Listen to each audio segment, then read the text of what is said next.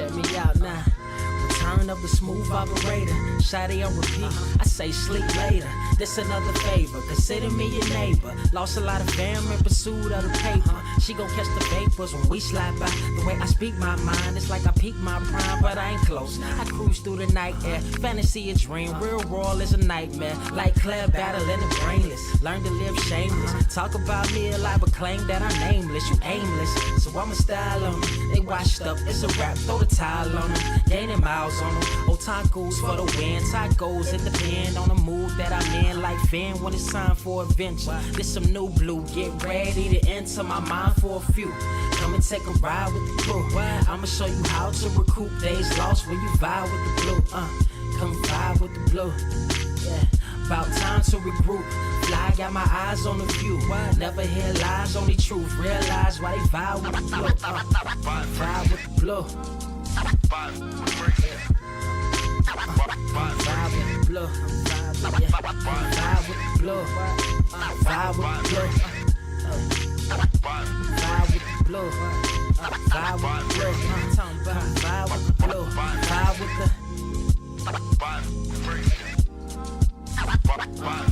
vibe with the sky. Wait, you know the rest. I'm blessed, I see you frontin' like you ain't impressed, but I still get requests. I'm playing Zelda on the GameCube, I quit spamming my music. Don't ever try forcing the links, that's a high rule. The wind waker, Mother Nature on my side too, controlling the elements. Go and check my avatar, I'm arrows ahead. Get the point, moving forward, the battle scars accumulated over time are reminders of what I went through as a minor, but made me a grinder. The trees broke down for this loose leaf. If life's a game of death, I'm Bruce Lee, ooh wee. Lose sleep on the regular, trying to get this word out. Then I crash nebula. Wish I had a very odd parent, maybe two, but it's cool. Everybody pays dues. Now it's time to make moves. Granny didn't raise me to lose. Think I'm in the mood for a cruise. Wanna ride? Come and vibe with the blue. Come vibe with the blue. Come vibe with the blue. Come vibe with the blue. Come vibe with the. Check this out, y'all. I'm back spazzing like the elderly. Worth of my cousin Beverly. Never swear away from the truth. Just ask Heather. Be weather, be tripping. Starting to control like our destiny. Always give you the best of me until the death of me. My weaponry is a paintbrush. Hush, don't tell my secret. They get a hold of it. If you leak it, get it. It's cool. Got you covered though, look. But let me get back to that cool-ish, loose-ish. Why they still lying? They don't do this bad at board games. Whole world clueless, selling their soul for Roof Chris. Who's this honored fella? Need a sliced extra mozzarella. Crew fly, let God propellers. Humanity born like they don't trust fun. Why you dodge the teller? You don't know, but my odds are better. Life's a gamble, depending on who holding the cards. You can start living at large or it's bon voyage. Charge it to the game. Me and you ain't the same. I'm thinking bigger pictures. Why you still shrinking the frame? Ever blink in the rain? It helps when your eyes dry. Mob with the bright minds. Think you funny, wise guy? Midnight marauder with a new tribe. Tired of the fake. Come and vibe with the blue sky. Come vibe with the blue sky. Why do you try? We get them high. Take them high. What I do, come vibe with the blue. Yeah. Come vibe with the blue. Pass what up? Vibe with the.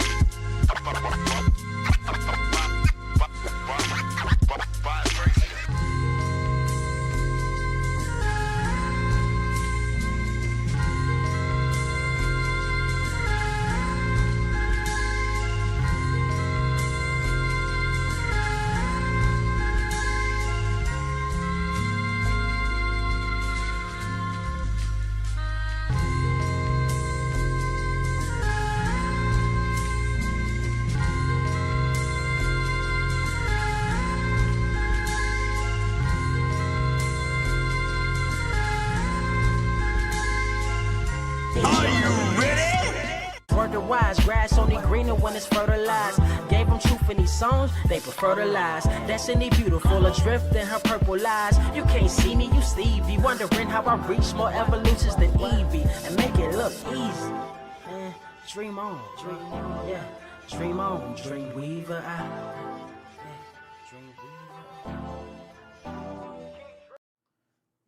What is up, Earth's mightiest subscribers? It's your boy Ernie, Blerd Without Fear, got the homie Carter presents. Welcome to episode 209 of the Blerd Cave, the #1 comic book news stream on this or any other Earth in the multiverse that you can find. Also, not just here on YouTube, but also you can find it on Spotify, Google, Apple, iHeartRadio, Amazon. You can probably find it like Pod. Do people still use Podbean? Wherever. I have no idea. You cut off my dancing. What the fuck is Podbean? That'll mess you up. But no. Also, if you listen to us on any of those platforms, make sure you leave us a rating because it really helps us find more of Earth's mightiest listeners like yourself. Carter, we're here. We got the show. How you doing? Postmates and Uber Eats drivers. If I order some Wendy's and I order a Frosty with my Wendy's, and you then proceed to deliver my Frosty and Wendy's, but my Frosty is melted when the Frosty was the whole point of the Uber Eats Postmate delivery, don't get mad when I say that my food never arrived and I get my money back and still proceed to drink my melted Frosty. How you doing, Ernie? I'm doing fantastic, apparently. I'm doing fantastic, apparently. Let's see here. Man, look, we are getting it started off right in here today, man. Look at that. It's Uber drivers and Postmates people in here right now because I just saw them in chat. They finna call me all kind of slurs for what I just said. I'm gonna get called all kind of different variations of monkeys. I know I am. I am, and I feel y'all. I feel y'all. Let me tell you something. I've never been like a Postmates, Uber Eats, DoorDash driver, or whatever. My wife did it for like a month. Yeah, and I'm good on all that. Like, just listen to her complain about it. I was like, nah, I'm good. Another thing, if we order a drink, it's just a courteous thing. You all know sometimes they don't put the straw in the bag. So please, just for everybody that delivers, just grab a straw real quick. I don't want to have to put my mouth on that goddamn cup that ain't no telling how many people done picked up, put back down. We don't need it no more. It didn't fail, hit the floor. They picked it up, put it back on the counter and shit. Please, just give me a straw, please. Please. Oh God. But no, shout out to Dolls L.K. Williams for the Blerd Club Diamond out here in the Diamond Mine. Thank you for that. Also, Seafong Architect of Sin out here gifting 10. That rhymed. I like that. We appreciate that, man. Thank you for blessing some of Earth's mightiest subscribers into Blerd Club. So I do apologize if you lose subscribers from this because I'm totally just kidding and I'm just playing. But I know them Uber drivers and Postmates, but it be you, niggas. You that motherfucker that be doing that shit. Like, it's like it was him. Carter, it was Carter Presence. It was him.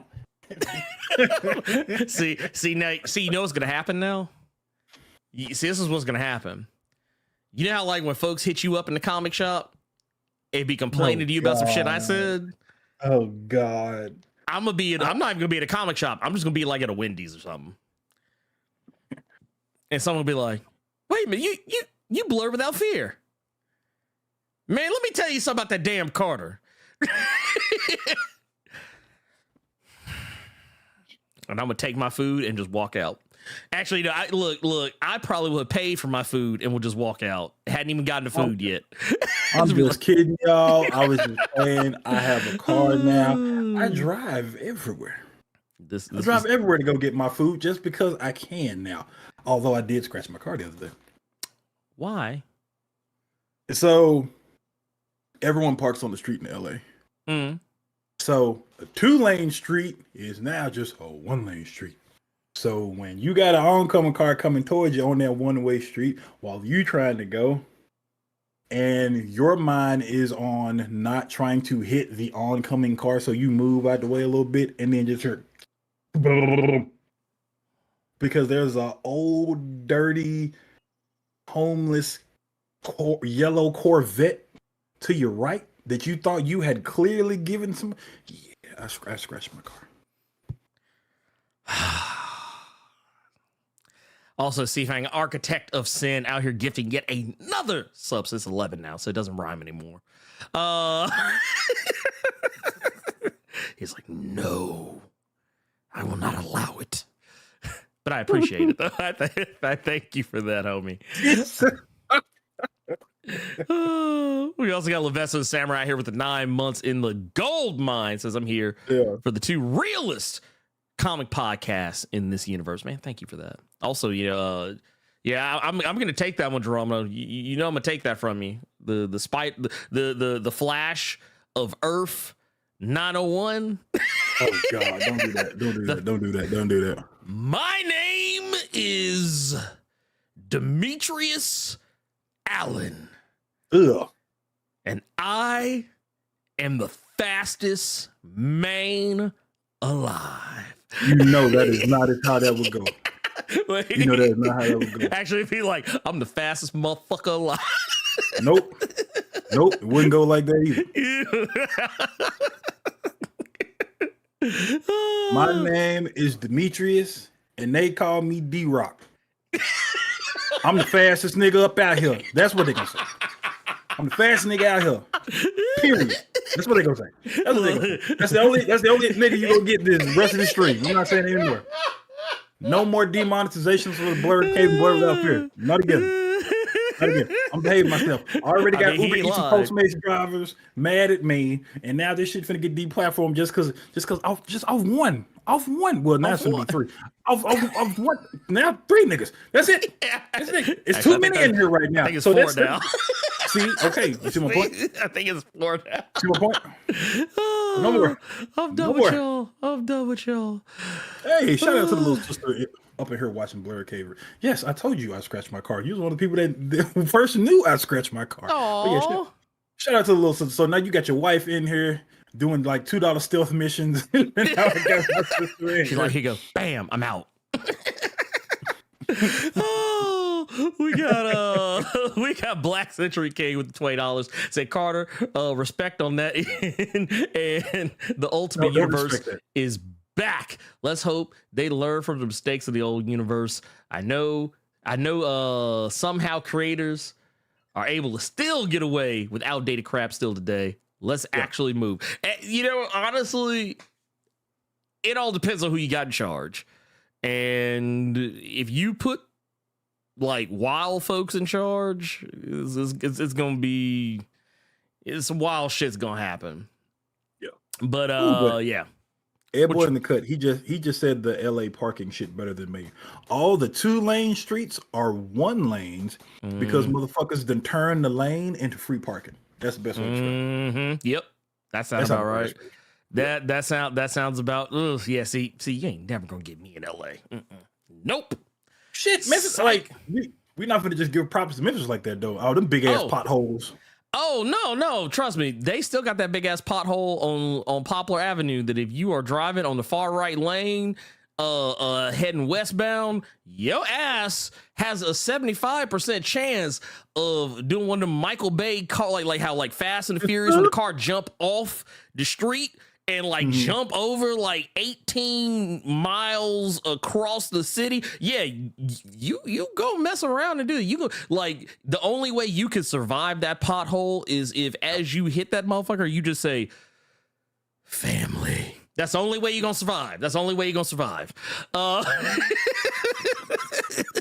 Who put a kiddie pool in the street, bro? Right. Dude, because every time, like, I'm always like, don't hit it, family. And I hit that motherfucker, I'm like, oh shit, man, my whole, both wheels on the passenger side just come straight off the car.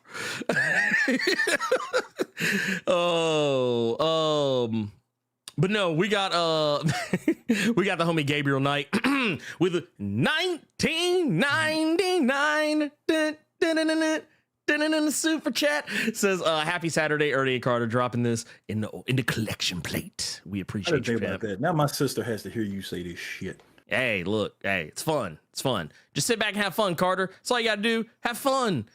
Just let it happen. Wait, let it happen. Wait a minute, we ain't saying that.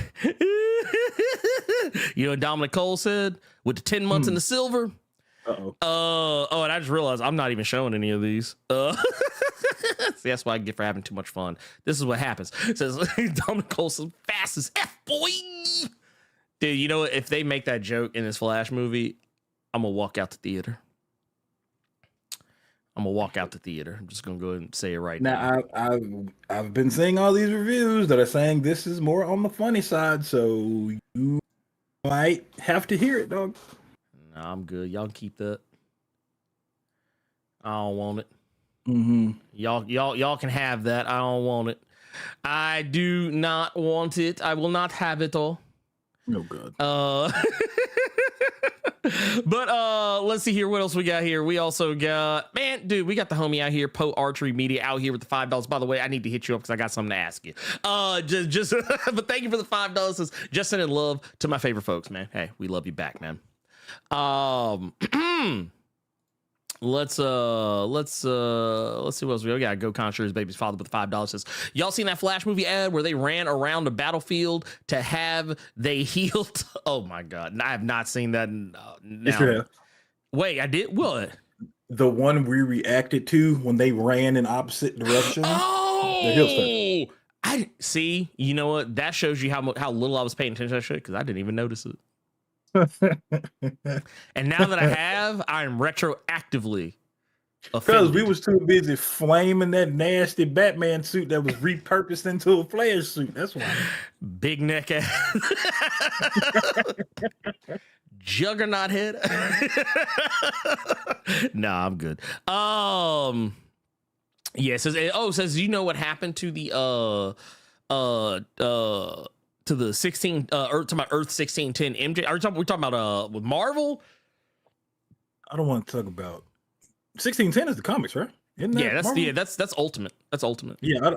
That's Ultimate. Yeah. Earth 1610 is Ultimate. Yes, it is.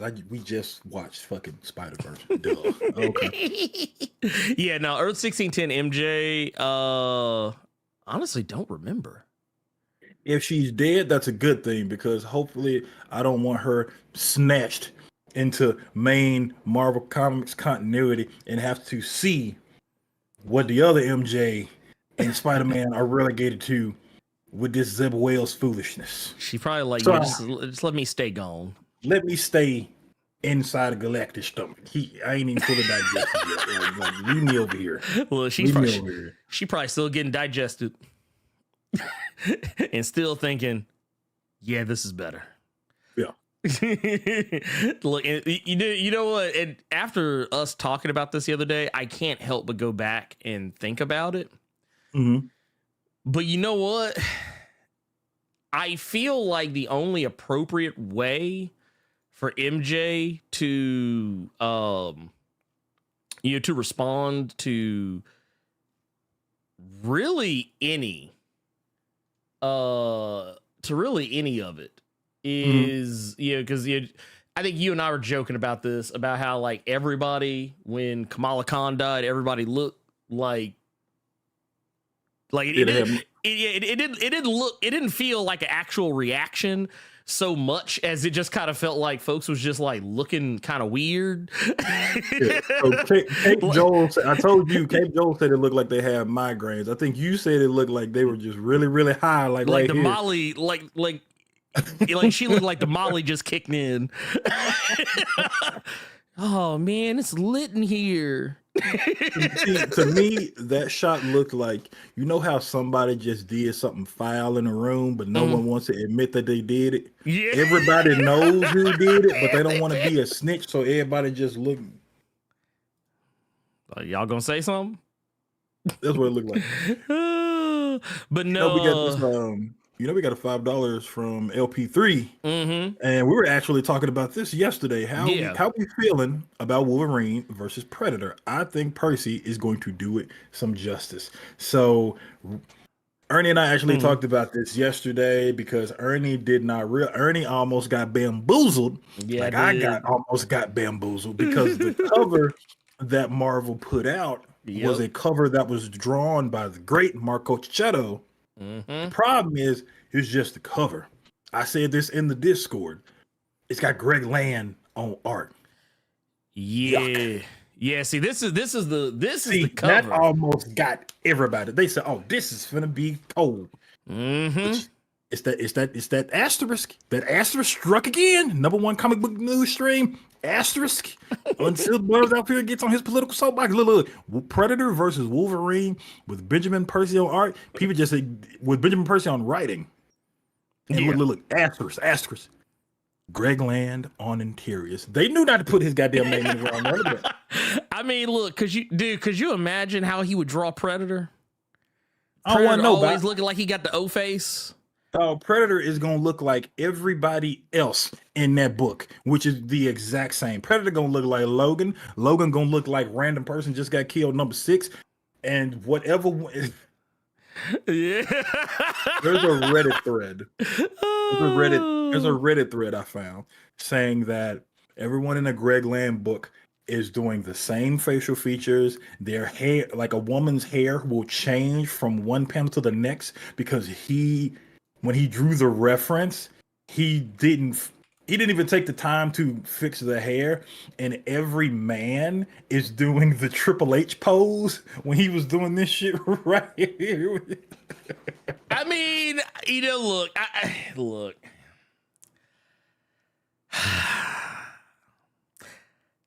While everything you just said is true, I ain't gonna sit here and pretend like Jim Lee ain't guilty of some of the same shit.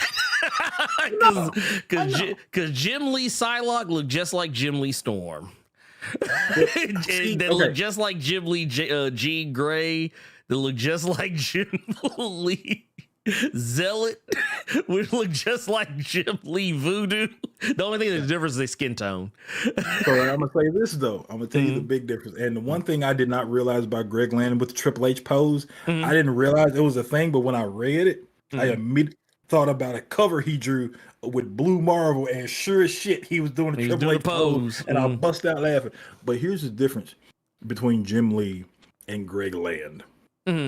Jim Lee, even though people will look somewhat the same according to the Blerd Without Fear, they do. Jim Lee drew it. True. Greg Land, he saw the picture of you and traced that motherfucker. He put your wife's hair on your head. Boom, Sue Storm. I mean, that's true. That is the difference. That is, I will give you that. I will concede that is amazing. Well, I mean, and let's be fair here. It's not even just any of them. I mean, I could say the same thing about what's his name? Was it J. Scott Campbell? Pretty much anybody. Once you get to a certain point in your career, I mean, the certain things you do, they'll kind of look very similar. It's kind of why, and honestly, it's kind of why they get hired a lot of times, because like it's recognizable. It's like, oh, okay, you get, like, case in point, we saw that cover of that Wolverine and Predator squaring up, and it's like, oh shit, Marco Cicchetto. We didn't even have to think about who it was. Yep. It's like you look at the line work and you're like, oh yeah, no, that's Marco Cicchetto all day. You ain't gonna sneak Marco Cicchetto past me. You're not gonna sneak Jamal Campbell past me. You're not gonna sneak Jim Lee past me. But no, it does suck because I remember my first introduction to Greg Land might have been an X-Men. I think it was. Yeah, it was I forget exactly which, but yeah, it was X-Men. And I was like, dude, like, I just remember like being confused by why every time he had a woman on like in the panel, they always looked like they were just in rapturous joy. And then I realized why. It's like, oh, this man is watching pornography on the job and is just tracing the pornography. Lord. But that said, I think the Wolverine vs. Predator is going to be good. I think it's going to be good. No, and I think that's what's going to get everybody, because I've said this several times. I said it to you yesterday. If the writing is there, I will tend to ignore art, or I won't be as critical of it. I said it yesterday. All-Star Batman with Scott Snyder. John Romita Jr. did that fucking art. I don't like John Romita Jr., but I really enjoyed that story with Two-Face. So all 4 or 5 of those issues, I didn't mind his art. His art was serviceable. I even found something that I really, really liked. Greg Land being on this, I think Benjamin Percy has his work cut out for him. Look, I think go ahead. No, so what Benjamin Percy, the look on Benjamin Percy's face when he found out that he wasn't going to be working with Marco Cicchetto, he was going to be working with Greg Land. That was the look on his face. He was just like, man, damn. Little visual podcast for those listening at home. I just put the image of MJ from Amazing Spider-Man 26.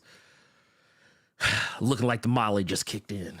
Yeah, I'm thinking just off of the books we have all read from Benjamin Percy, the novel I'm about to start reading from Benjamin Percy, that man is a phenomenal writer where I think his work is cut out for him, but he's going to rise to the occasion relatively easily. So I think the writing is just going to be so good in that book that we can ignore the Greg Landishness of it all.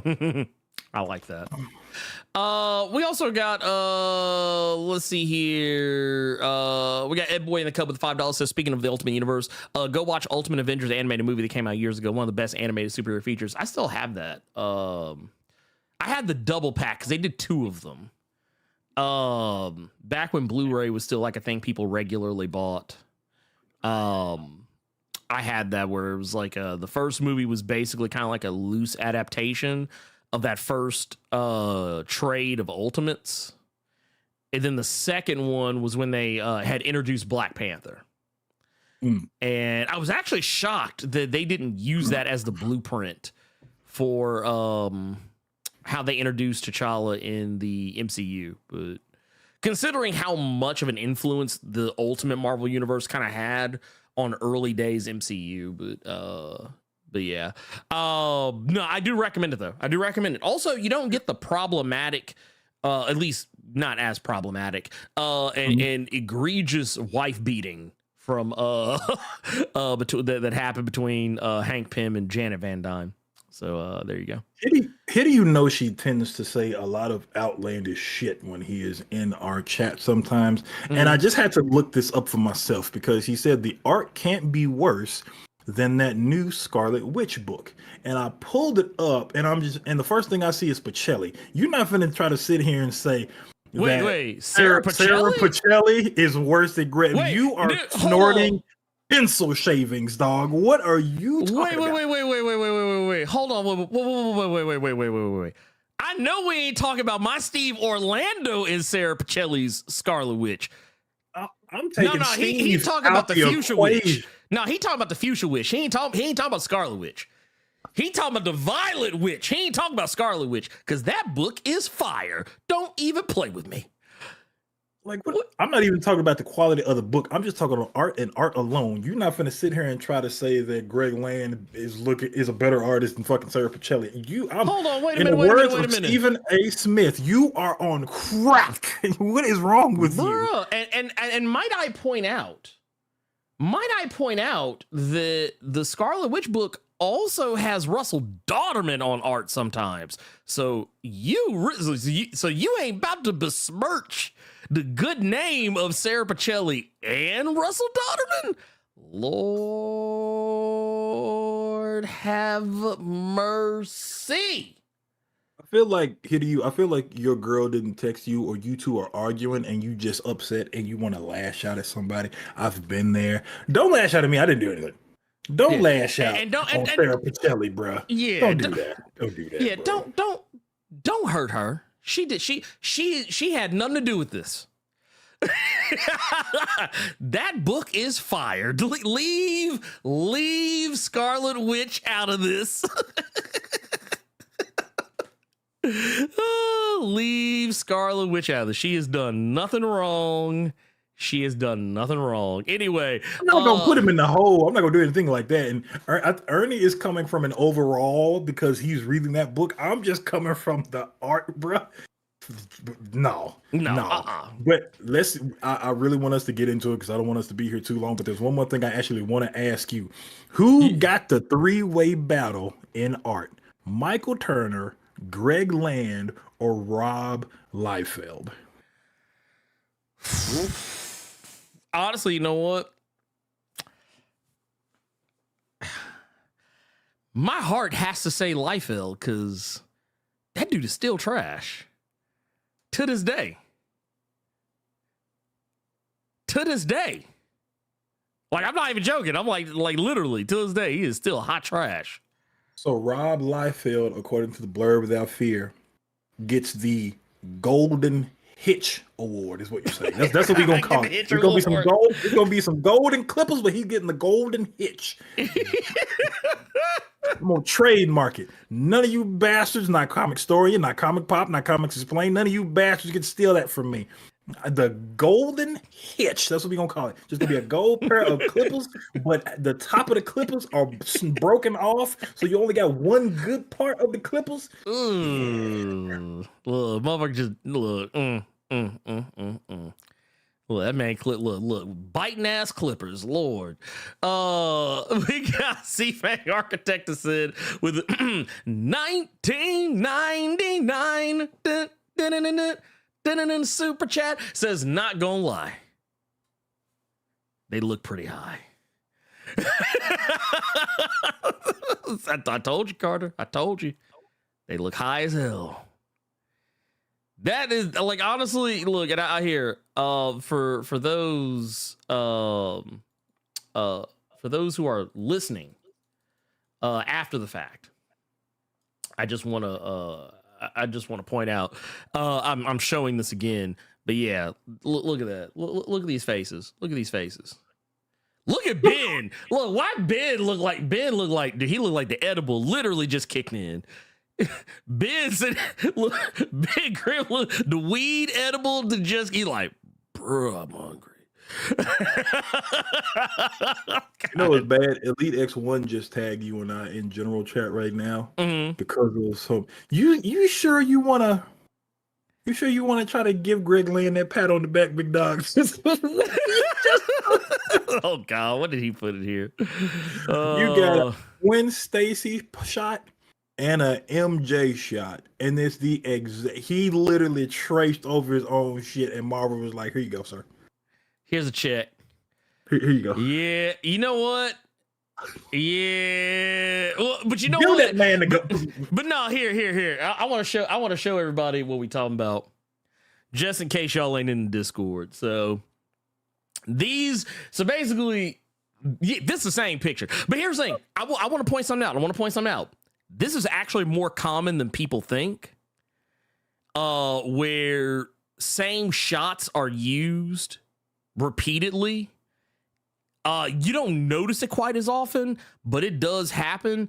And if you give me a moment, I will show you what I mean. Give Greg Land the Golden Hitch. He refused. No. Well, no, I'm gonna tell you why. I'm not gonna do it. First off, look at these feet. They look. At least you can see them. You can see these feet, and you can see these hands. I challenge Rob Liefeld to draw me a pair of hands and a pair of feet right now. I'm laughing at Bill 93505 saying Ben looks like a member of the Gorillas. Look, wait a minute. I got a question. I got Pull a it up. question. Why Ben Grimm look like he about to start singing? I ain't happy. I'm feeling sad. I got No, he ain't sunshine. feeling sad. Look at that in picture a of him. bag. Ben said, "Feel good." That's Ben. Look, wait. Do do do do do do. Feel good. Do do do do do do. We should probably start this show at some point. We should, but goddamn it, I'm having too much fun. So this is what happens when we have like our bullshit session. Let's go and get through the rest of these. Let's go and get through the rest of these real quick. We got this whole. He said this whole Spider-Man run is an asterisk. Look, you know what's gonna happen. You know, whoever comes in and starts writing Amazing Spider-Man next, they're just gonna ignore all this shit. They're just gonna ignore all of it. You know, Miss Marvel will still be alive somewhere. They'll be like, nah, she ain't really I died. real deal want to see, and I'm happy you said that. And I really want to move on, but when you say shit like that, it starts up whole other conversations. I'm like you. I really want to see what they finna do with Frank Castle. Yeah. Just like you saying that with the next person coming in, They're just gonna ignore all that shit. Want to see. You know what they're gonna do? You know what they're gonna do? You remember when Frank Castle was an angel? Yes. And then was it Garth Ennis came along? Okay. Yeah, he ignored that shit. I mean, he referenced it, but for the most part, he was like, nah. I mean, that Garth Ennis Marvel Knight stuff had its moments of being nasty, though. Well, no. I'm just talking about just in terms of just ignoring the angel shit. Like, I mean, they reference it here and there, but there's a reason why they call that story "Welcome Back, Frank." Did they ignore? See? Now I'm gonna have to do some searching now, because I wonder, did they ignore Frank and Castle? Like that next writer? I wonder. I gotta look that up. No, what happened is it's acknowledged, but it's kind of not. I'm not saying story quality wise, it's the same as Welcome Back, Frank, but just the idea of it was very like, yeah, that was the thing that happened. Moving along. Gotcha. They're like, yep, this happened. Bye. We got wait. This one jumped away from me. We got Black Century King with the $5 says, you know what I gotta ask? Why do all these artists seem to get lazy with art nowadays? Why do they hate effort? I'm gonna tell you why. And this is honestly why I kind of gave up on my art. I used to have aspirations of being a comic artist, and I let that shit go immediately once I realized like the types of like deadlines and things that that would have to be met. Yeah. I quickly realized that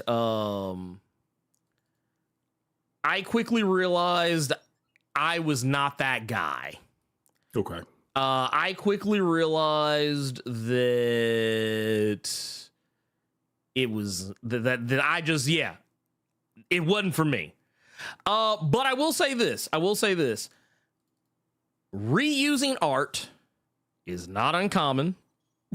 And I'm going to tell you how, and I'm going to tell you something that I've never, say what you will about the Jonathan Hickman run, and, probably what is one of my favorite issues, a couple of issues of his run on X-Men. However, I'm going to show you an image. And here, I'm going to zoom this image out because I want y'all to see exactly what I'm talking about. Actually, we're going to do better about this audio only. Fans. Yeah, it's We're gonna just. Well, I'm gonna show you what I got here. So basically what I'm doing is I'm pulling up. This is from issue number 18 of X-Men. Jonathan Hickman's X-Men. There's a picture of Sync from issue number 18, and then here, and I know they're trying to go for. But look at Sync's neck. Carter, are you looking at Sync's neck? I am looking at Sync's neck for some reason. Okay, now I want you to look at this. I'm going to go back and forward. Bam. Bam. Wait. Look at it. Look at Sync's neck where it's just, he ain't wearing nothing. Well, okay. Well, number one, the super chat is over it. I was kind of going to say, Bilbo the Governor and Barrington, thank you. But it looks like it's the same picture there. It is the same picture. They removed the color. See? He still has the same neckline as if he's still wearing the costume. See? I see. Okay, I see what you're talking about now. I You see now? It's the same. It's the same image. It just has different colors. Same thing here. With Laura, it's the same image. They just removed the costume. Of course. But like I said, it's now. And once again, this was used. They did this for storytelling purposes, but it is still no less lazy because if you look at Sync's neck, you can tell he clearly has clothes on in an image where he's supposed to be naked. It's just that instead of erasing that shit or getting rid of it, they just recolored it as opposed to redrawing it because they wanted to make sure that it looked exactly the same. And that happens a lot. Now, once again, I also brought up, and Carter, I don't know if you were reading the Milestone comic Duo. I don't know if you were reading that book. I kept forgetting that you kept forgetting Duo existed. That's what that was. No, I know. No, it's okay. It's okay. Because it didn't say Milestone. It was other. What was something Earth, M? It was Earth M. It was Earth M. I'm like, what the fuck is that? Well, that was originally what the new Milestone books were going to be referred to as Earth M. Oh, but then they went with Milestone Returns because that had more cachet. But for whatever reason, they decided to take Duo, which is a part of the Milestone Returns initiative, at least as far as like if you go to the Milestone Returns one shot is concerned, and then they just kind of they're like, no, we're good on that. But I want to show you something, Carter. I want to show you something. There is a issue. There is an issue of Legion of X, and I want you to see this cover that I'm looking at, Carter. See that cover? Yeah. It's Legion of X number 4. Mm-hmm. Now, bear in mind, the same person who did the cover for this book did a cover for Duo. And these books came out around roughly within a month of each other. Mm-hmm. This was the one they did for that. It's the same cover. They just moved the characters around. This is Nightcrawler right here. Oh, go back. Don't say that's Nightcrawler. Yeah, that's Nightcrawler right there. It's the same cover, same layout and everything. Look, right here, bam. Look at how he's look. Now I want you to look at his hands. Mm-hmm. How they clench fists? Yeah. They're not clenched. He's holding swords. So no, I'm not going to give Greg Land the Nasty Award, the Hitch Award for doing some shit that everybody else does too. So no, I'm not going to do it. Yes, there you go. I'm sorry for those who are listening at home. We'll probably cut this part out so y'all don't have to deal with that. But yes, no, I'm not going to flame for doing some shit that everybody else does too. And they're not the only ones. There are plenty of artists that do it. And because I used to do art, I noticed that shit very quickly. I will actually give what you just showed me props because at least it was different people and they put them at a different angle. Greg Lambs was a 1-to-1. Well, no, it's a 1-to-1. But the thing is like it's still the same pose. He was holding swords. He was literally holding swords. That was it. Like you look at a Duo, you're like, oh man, dude, look at that man. He's clenching his fist because he's angry. He's angry. He's ready to fight. It's like, no, he's clenching his fist because he's holding swords. Eric Morgan says, just paying my tithes and offerings. Are we allowed to discuss a new Transformers movie? I loved it. Somebody from the culture went all the way in. I haven't seen it yet. So I can't talk about it. I don't. We might maybe. Have you seen it? So that's what I was gonna say. It really depends on how the rest of this day goes. Okay. If you and I get on Diablo, I'm probably not going to go see that movie today. If we don't, and you go run errands or something like that, I'll probably get up after the cave is done and go see it. Beast Wars, man, I have to go see it for Beast Wars. Yeah. See, I don't have the same. I don't have the same nostalgia for Beast Wars, but like I'm interested in the movie. So, shout out to Epic for being sickos because they put Optimus Primal in Fortnite. They put Optimus Primal in Fortnite, but he don't transform. Why he in there then? What's like Why the, him yeah. and Optimus? What Optimus Prime? I get it. It's a goddamn truck. All right, cool. Optimus Primal, a whole. Y'all nasty for that. Y'all are nasty for that. But you know what's fun? I mean, I said the same thing about Obi-Wan and Vader in Fortnite. They don't have lightsabers. Oh yeah, Obi-Wan had the little ass knife. Yeah, they had that little steak knife that you cut the meat with for one episode. He had that one little ass steak knife. And Vader had some shit I have never seen Vader use a day in his life. Oh, that was something I heard about that Transformers. It takes place in the 90s. It takes place in like 94. It is not current. Apparently, it's a couple years after Bumblebee. Yeah, that makes sense. That's how they can kind of keep it. Like, which I don't know, it still muddies the water. Michael Bay shit. Yeah, well, they keep it from the Michael Bay shit, but it's like the thing is, people in those first movies acted like this was the first time they'd ever seen shit like this before. So it's like if Unicron is, which I mean, that's not a spoiler. It's in the trailer. If Unicron is showing up, how are folks acting like they've never seen him before, or they've never seen giant robots before? Like, why are people acting brand new on this, or is this just a generational thing? Also want to shout out to Bilbo the Governor for that membership right there. We appreciate you, pimp. Let's see here. I think honestly, we are not. I was about to say, I think we're caught up. It's like, no, we're not. Let's go. No. We got Coburg here with the 499. We're gonna run through these kind of quick because we got to get to what we came here to talk about. Yes. Yeah. It says Carter Blerd. Damn it, you reminded me that some are that there's some gummies in the room. Okay. Yeah. He's like, thanks guys, I'm working. Hey. Sometimes I work better when I'm under the influence.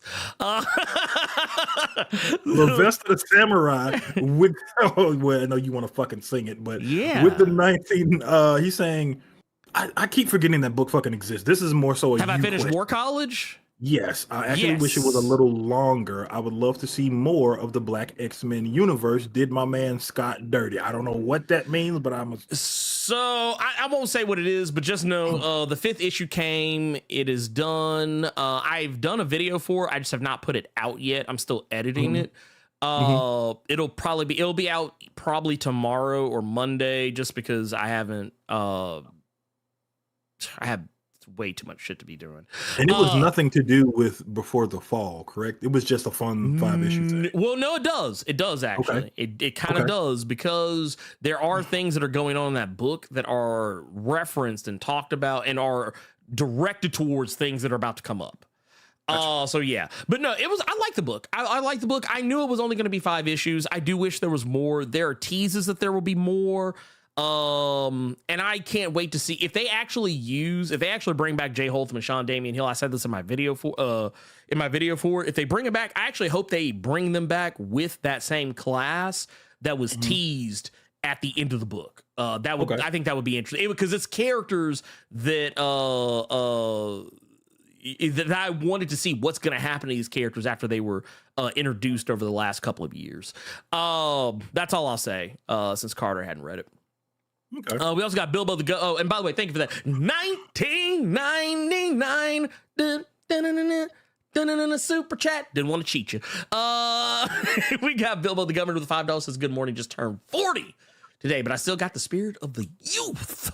LOL. Much obliged, Carter and Ernie. Yeah, that's happy birthday, brother. Yeah, happy birthday, happy name day.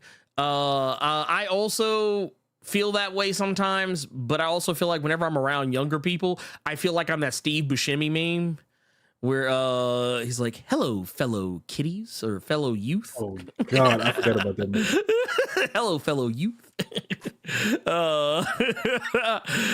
We also got another one here. We got one from Barrington Edwards. Says, "What's poppin', my favorite art critics? Do you think writers or artists get more leeway in comics? I see more people wanting to get their mediocre ideas out, scared to put out bad art."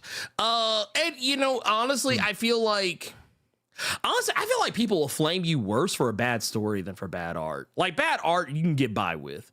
You can actually get by with bad art, because like a bad story cannot take you anywhere. Like even good art can't even save a bad story. Like, even good art cannot save a bad story, and I stand by that to this very day. Case in point, Amazing Spider-Man. This man. I was being petty. I'm sorry. It's fine. It's fine. It's fine. Well, no, I you know what? I'll throw you one better. I'll throw you one better. You know, and you know what? And this is coming from a place of love. So I want people to understand this when I say this. I'm not even trying to be shitty. Uh-oh. Original Wildcats. Woof. Where that book at? Where that book at? Yeah, right here. He wanted an excuse to go on the shelf. Look, right here. Look here. I'm gonna pull this up. Look, I'm gonna give myself the one just from because I want y'all to see what the fuck I'm talking about. This right here. Amazing art. Story. Mm-hmm. It's kind of mid. I still love it. Of course. When I was like 9 years old, I thought it was the coolest thing I'd ever seen. But having read this a lot of times in my life, I can tell you this story is threadbare. It's got nothing. It's got no teeth, no bite. It is just a bunch of tropes. And that's not a bad thing. You know what I'm saying? Tropes are good. They exist for a reason. But like I said, art actually probably was a poor example because that's probably what kept me reading that book was the art. But like, yeah, but that's a very rare thing. It's very rare that the art can carry the story when the story is that bad. But yeah. Also, it helps not to have John Romita Jr. I feel like that man's kiss of death on a good story. Because I tell you what, you know what? One of my favorite Eternals runs is the Neil Gaiman Eternals. You know who did the art for that story? Mm-mm. John Romita Jr. But the thing is, that book was good in spite of him. Because Neil Gaiman is that good of a writer. But yeah. That said, moving on along. By the way, thank you for that. 1999. Dun, dun, dun, dun, dun. Super chat. He thought he was get away with it. Nicholas Gray with the $5 says, not spoiling anything, but Transformers deserved a whole nasty word at the end and stick around to the very end. I've heard mixed reviews about Transformers. Not gonna lie. I've heard very different things from very different people. Everyone seems to have an opinion about this movie, and none of them are exactly the same. I've heard, yeah. I was gonna say I'll ask people in chat, and then we can move on, and I'll just read their responses. Mm-hmm. Because the movie theater here sells alcohol, is this new Transformers? Is it a 1 frozen margarita movie, or is it a 2, 3, 4 frozen margarita movie? And now we can move on. I'll look for the answer in chat. Yeah, you good. Lamar Clark Gaines says, just showing support. Finally going to see Into the Spider-Verse. Hey, there you go. Love to see it. Actually, I went and saw it again the other day. It was fantastic. It was just as good the first time. My sister got spoiled on it on TikTok, but that just made her want to see the movie even fucking more. So. Honestly, I feel like that's I do. There are some movies I feel like are spoiler proof. I think that might be one of them. Like, even if you get spoiled, I feel like you're still going to want to go see it. Like, you're still going to want to see it for yourself. You know what I mean? Okay. Okay, we're going to finally get into it, y'all. I told y'all we had a show, and I promise you we do. Let's talk about DC's The Flash. Carter, did you remember The Flash comes out next week? I did not. It does, and I'll have to double check, but I believe next week we might be rejoined rather, by Fantastic Frankie. I'm gonna reach out to her, make sure she's still good for this coming Saturday. I don't know if she might show up on the cave. I don't know, because like her schedule's kind of wild. So if not, we'll probably do like a pre-shot video and do the review. Maybe we'll play it on the show, or maybe I don't know how we'll do it. We'll just figure it out. But point of the matter is we got The Flash. The Flash is on the way, and it's kind of funny. So this movie is It's gotten all the fanfare. It's gotten all the looks. Yeah. It's everyone's excited for it. Everyone and no one is excited for it. And I gotta admit, while for me, I am of the belief that this movie is, I honestly, I think the movie is, I think it's going to be good. I think it's going to be good. I don't know if it's going to be as fantastic as everyone else is trying to make it out to be, because I've seen a lot of people. I'm talking about meat riding. I'm talking about absolutely glazing this movie up. I'm, just 100%, just like literally, I've seen folks literally when they finish their review of the movie, they literally like, it's almost like they come back up and they're just like, oh, you're a sick man. You're a sick man. I love so much that the audio files are having to see what I just saw. Don't ever wipe your mouth. Don't ever wipe your mouth in front of me again. Don't do that. Don't do that. It was bad enough when you said glaze, but then you wiped your mouth right out. Don't ever do that again. Look here, I'll see myself out. But no, I've seen so many people just riding this movie. And I will say this, I want to put some caveats there, because I know there's going to be some people that are going to be like, well, Blerd, you sound like you're easing up on Ezra Miller. No one's saying that.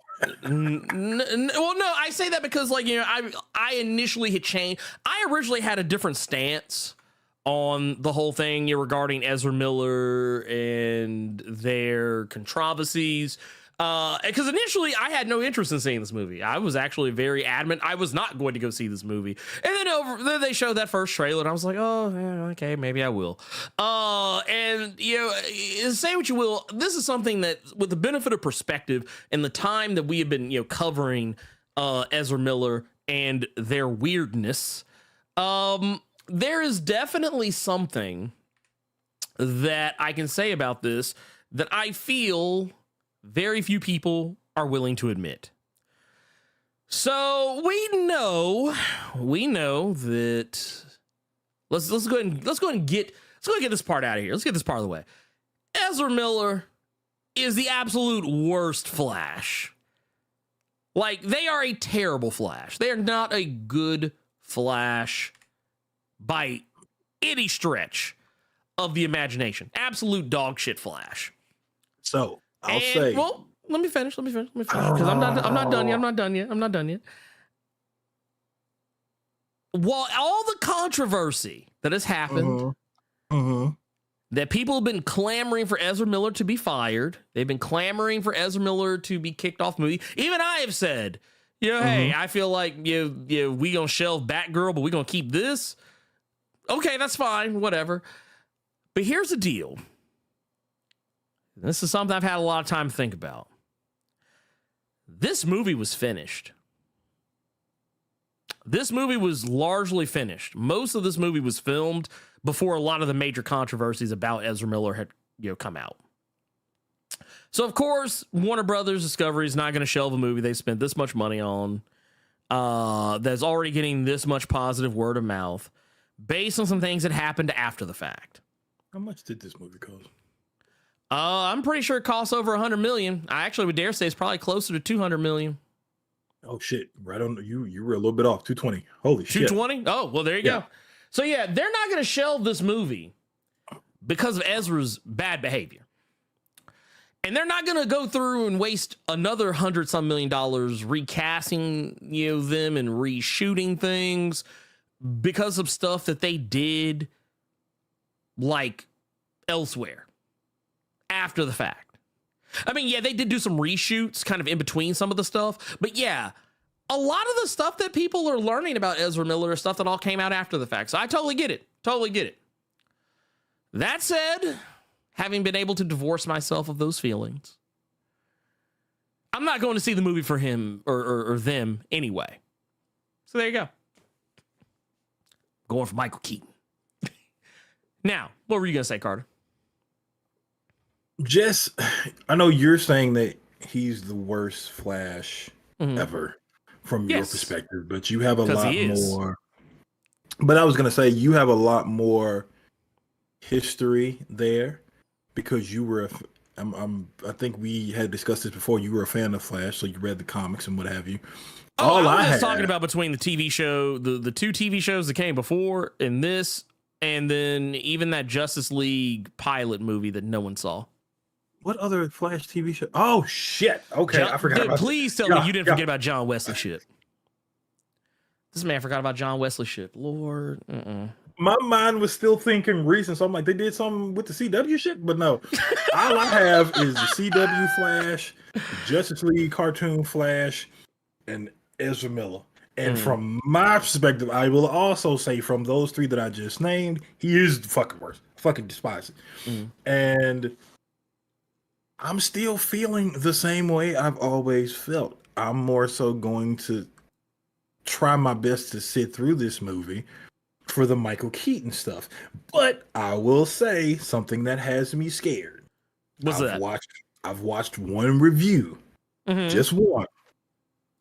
And they said that Michael Keaton was not in it a whole lot. Okay, And so that- yeah, okay, yeah, I see. Okay, I follow where you're coming from now. Yep. Yeah. So have at it, Blerd Without Fear. That was one thing I was going to ask you. I was going to ask I was going to try to put myself in a child's mind state real quick. Do we have to review this? I was going to come at you from that point real quick, bro. Yeah. Like, yeah, fuck it. We can sit through Black Adam. We can sit through this. I sat through Morbius, so I mean, I was going to say, yeah. So if I can sit through Morbius, yeah, I can sit through this. Yeah. Hell, So please. I've seen Morbius twice. Cause so when it came to streaming, my daughter wanted to watch it. So there you go. So we watched it. I caved, we watched. But no, I'm putting, some of y'all may not remember what I'm talking about, but like when I'm not being hyperbolic when I say that they're the worst Flash. Even this Flash was better than Ezra Miller, and this Flash was some hot doo-doo water. And just for the audio people, what Flash did you just pull up? That is okay. So the Flash that I pulled up, this is the Flash from the Justice League of America pilot that never aired in the United States.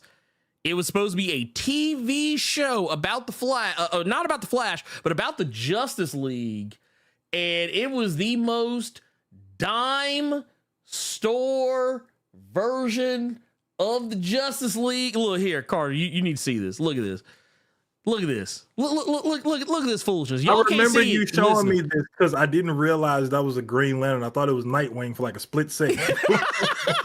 right? And look, that's fire and ice.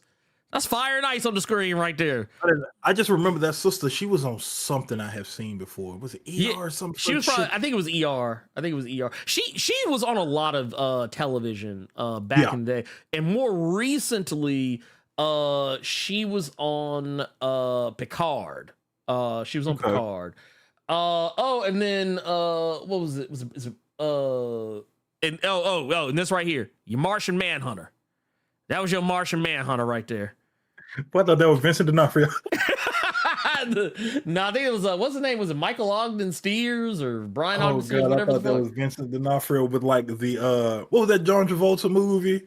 He was the alien man in the green. Battlefield Earth. Actually, no. Here's the full body shot, bro. You can tell that they're like, hey, don't lose weight for the role, man. Just go in there.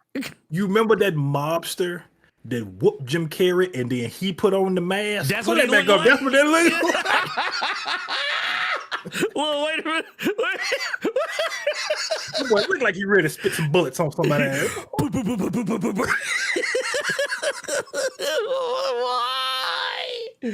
Why? Ooh, that is disgusting. But please, sir. No, Flash wait a minute. predictions. Wait a minute. Wait, hold on. Wait. Wait, hold on. Wait a minute. Wait a minute. What year was Wait, what wait a year minute. was this produced? The Justice League? Mm-hmm. That was here. Let me pull it up. That was 1997. Wow. Yeah, 1997. Yep. It's on YouTube. Sheesh. Yeah, it's on YouTube, and it is rough. It is rough. But no, what was it going to say? Oh, yeah, here's what I was gonna say. So yeah, imagine they were working on that movie, and someone was like, "Yeah, we want you to get the same guy that did this. Get him from Martian Manhunter. Man, we can't afford him, but we can get this dude. We get this guy. No, yeah, movie was some hot trash. Oh my god. Oh, and you know what makes it worse? You know, I promise we're gonna get back to the Flash. This makes it look even worse. This makes it look even worse. It's like, man, dude, like, why does Martian Manhunter look like he just ate the Kingpin? But anyway, I swear to God, I'm done. I'm done.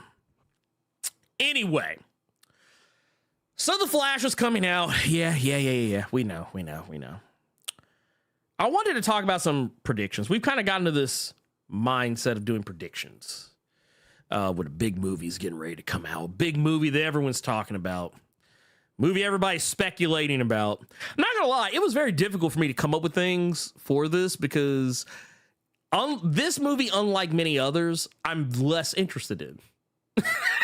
And now that you've told me that you saw the reviews, or you saw a review and they talked about Michael Keaton wasn't in the movie as much as I'm assuming they probably said he wasn't in the movie as much as they had hoped.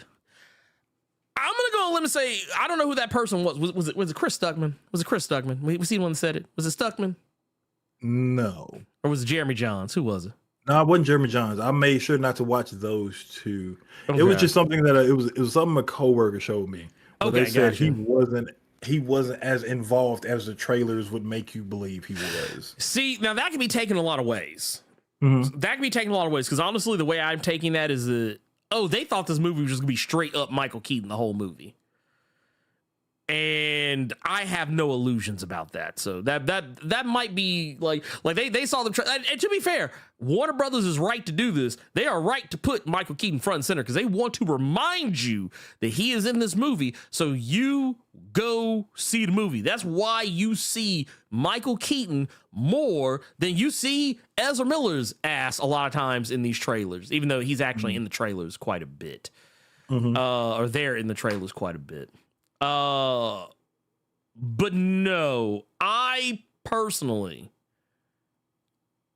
if he's not in the movie a great deal, I won't be surprised. But speaking of, let's talk about these things. So we know that there are 2 Barrys in this movie. This isn't a spoiler. We've seen it. We've seen the trailers. The trailers have put this out here. We have seen multiple screenshots and stills and images, video, whatever from the trailers. We've seen 2 different Barry Allens. One, which they're doing something kind of weird here with this because this is supposed to be Flashpoint. In Flashpoint, it's really just supposed to be Barry's there. That's all well and good. But him interacting with himself is something they're spending a lot of time on in this, as it seems. Yeah. And we also know we saw in this shot here, this is where we got Big Neck Barry. That's his name now. I'm sorry. And for those that know what I'm talking about here, there you go. Look at that. That's Big Neck Barry right there. We know that this version of Barry, I think it's safe to say, is going to become the Black Flash. because some toys, some Funko Pop toy leaks had come about and basically, put that information out there. But I'm going to take it one step further. Because what's Flashpoint? What is Flashpoint without a little Reverse Flash? Mm-hmm. So I'm gonna go limit that there is one. So here's how my prediction. One of my predictions for this is that we're not gonna have just one Barry. We're not gonna have just two Barrys. I think what they're gonna do, I don't think they're even gonna introduce a whole new character as Reverse Flash. I think they're just gonna have a Barry become the Reverse Flash, so to speak, in some way, shape, form, or fashion. And while I could definitely say that this is something I have often joked about, for quite some time, to the point that some people think that maybe it could happen. But some of you may or may not remember the iconic cover. I think this was actually from DC Rebirth era, from Joshua Williamson's The Flash run, with the Reverse Flash ripping open Barry's head and appearing out from underneath. Yeah, I think this could just as easily be. I think this could just as easily happen. I think we could see. I'm not saying he's gonna rip open his own head and come out as himself, but I'm just saying I wouldn't be shocked if at some point we got a Barry Allen that was a bit more like this. That was a Barry a Reverse Flash. But what if Barry Allen just turned like full on evil or whatever? I wouldn't be shocked by that at all. What do you think, Carter? What do you got? You got any predictions for this movie? So I'm only going off of the trailer and what you just said. Mm-hmm.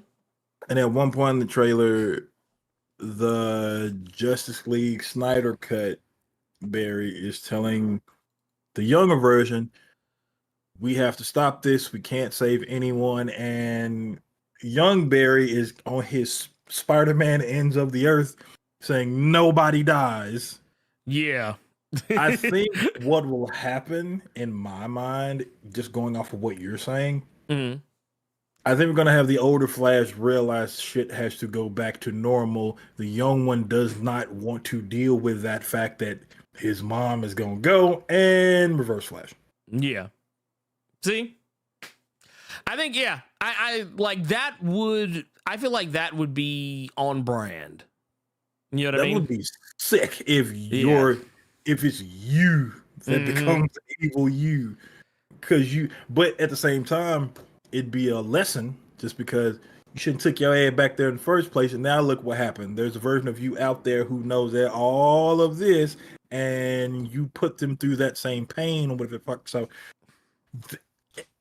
if they were to go that route, that'd be interesting, but it still would beg the question of, if they do go that route, okay, so Ezra Miller is going to be staying in the DC James Gunn universe shenanigans as a whole. So it really makes you wonder. If they do that, will he stay, or will it just be a Black Adam situation where we're going to show you Henry Cavill, but psych? So is it going to be one of those things where, oh, wow, we're going to have Ezra Miller be Reverse Flash and regular Flash? Nah, not really. That was just to start my universe. So, man, it's up in the air, dog. Whew. I mean, I feel like I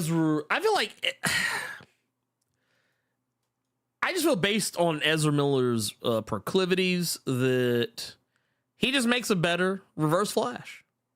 I feel they make a much better Reverse Flash. I feel like that is more in their wheelhouse. And I think people would probably gravitate towards the movie better if that were the case. I will definitely say, though, all that, kind of taken into consideration. Andy Muschietti, the director of this film has come out and said that Ezra Miller is his Flash. That's fine. But here's the thing. A lot of people said that, he's going to double down on Ezra Miller because of all the controversy and everybody's calling for him to be removed. Here's the thing. I'm not saying Andy Muschietti was lying. But what I will say is I feel like he said the thing that you're supposed to say. They're not going to say, well, yeah, this movie's coming out, and yeah, while we're happy for the movie, we're getting rid of Ezra. Because you know what happened the last time that people knew that a movie didn't matter? You got Shazam! Fury of the Gods. And here's the thing. I want to make sure I'm clear when I say this. I don't hate that movie. I enjoyed that movie. However, it's the same thing I heard people say all the time about it.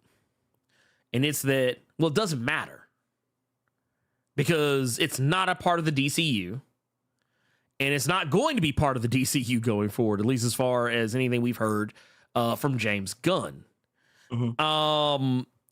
And when things don't have that connectivity that when there's like a shared universe out there, there's a greater, wider universe out there, and this thing's like, well, this movie doesn't matter. Well, then, yeah, I'm not going to go see it.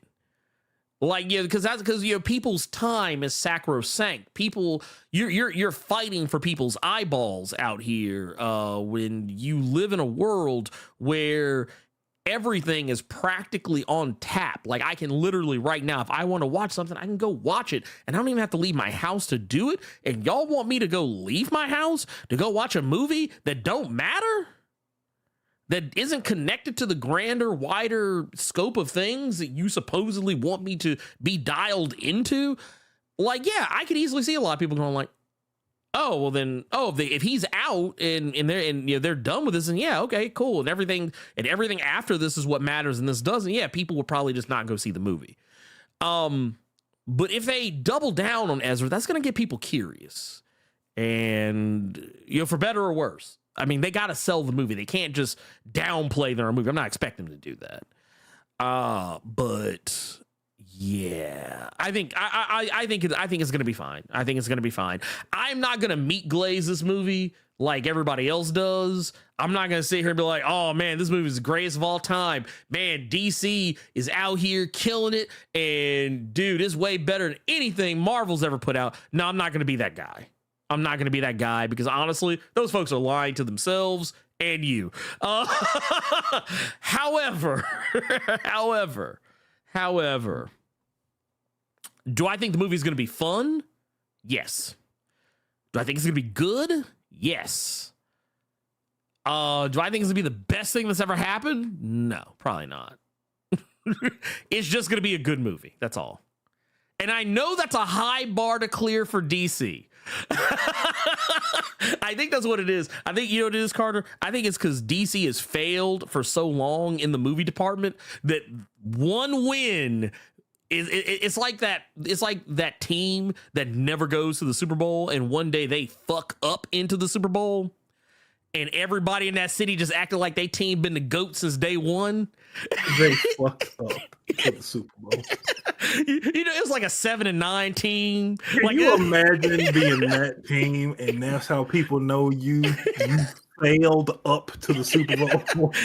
like you, that team that had to fight. Like you had to you was a 7-9 team that snuck into the Super Bowl. But no, I mean, it's like, yeah, I'm not gonna be that guy. No, not at all. Carter, do you have any predictions as far as anything else honestly, that you think might happen to this movie?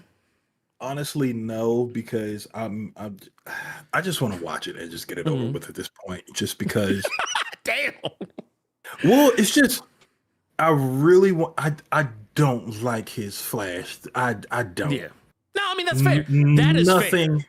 Like nothing hit for me in Justice League. Nothing. The Snyder Cut. Nothing just clicked for me. So that's one reason I didn't want to go see it, because I feel like I'm not gonna be objective just because I'm not a fan of Carter. his. You mean you don't want to see more of this? It's not even that man. You don't want to see any more of that swimming. Like Barry Allen, the fastest swimmer alive. It's not even about how he runs. It's just the acting and stuff with him as a whole. It didn't really grab me like it grabbed other fans and Snyder Cut fans and what have you. But but yeah, like I was saying, I'm really hoping that, well, I can't even say that because he's not going to change my opinion, just because now in the back of my mind I got the shenanigans that he's been involved with, and I already didn't like him to begin with. I'm just at the end of it all, I'm hoping this is a really good movie. I'm hoping that Kara, that actress, I don't know her, I can't think of her name right now, but I'm really hoping Supergirl does her thing, and I'm hoping Michael Keaton does his thing. I don't feel like Ben Affleck is really just going to be in this movie like that, but from the scenes I see with him, I'm just hoping it's I think he's just going to be in the beginning. I think he's just going to be in the beginning. I'm just really hoping that this is a good movie that people don't waste their money on. So as long as it's a solid little popcorn film, but no, with predictions, with just what I said about the Reverse Flash stuff, I don't have anything else for this, at all. The only other thing I'll say is, and honestly, this is just me being,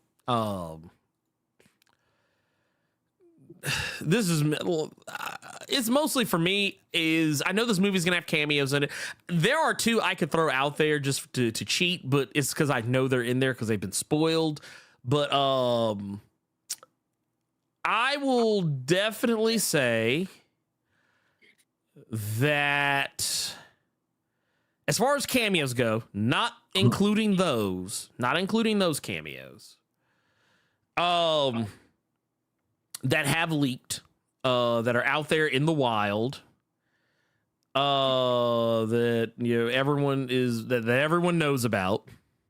I don't. So no, I'm not saying anything about them because I want you to be surprised, and please don't put it in the chat. There are some that leaked that are true. Okay. But I wouldn't be surprised if we got some cameos by other Flash actors. I wouldn't be surprised by it at all. I wouldn't be surprised if we got a I wouldn't be surprised if say we get a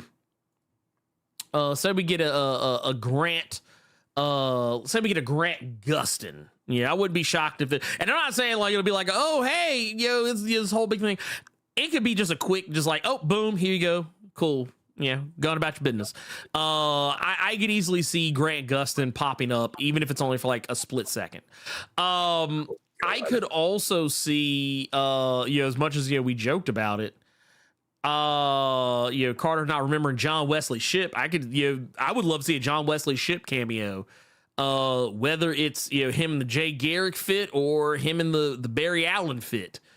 And I could even make a case for Smallville Flash. Okay, you being nasty now. Yeah, look, I'm joking. They're not gonna bring back Smallville Flash. But no, I mean, I would like to see, and I say that only because of the virtue of the fact that we saw Ezra make a cameo on the CW. CW, yeah. Yeah, they made a cameo on the CW Flash, looking awkward as all get out. But yeah, I can see all that. Another one I think we can see, Carter, and you won't expect this. I don't think you'll expect this from me. I don't think Carter will expect these words to cross my lips. But you know who I think we might see again in the DCEU for the final time, Carter? Your boy Ray Fisher. Because a lot of people may or may not remember, originally he was supposed to be in this movie. He was originally supposed to be in this film. It was originally when it was initially announced, so the way they did it, because this is the nature of how schizophrenic Warner Brothers was for a long time with the DCEU, is originally it was supposed to be a Flash movie and a Cyborg movie. two completely different movies, standalone. And then the Cyborg movie got dropped, and I think we all know why, just based on things we've talked about ad nauseum here on the channel in the past.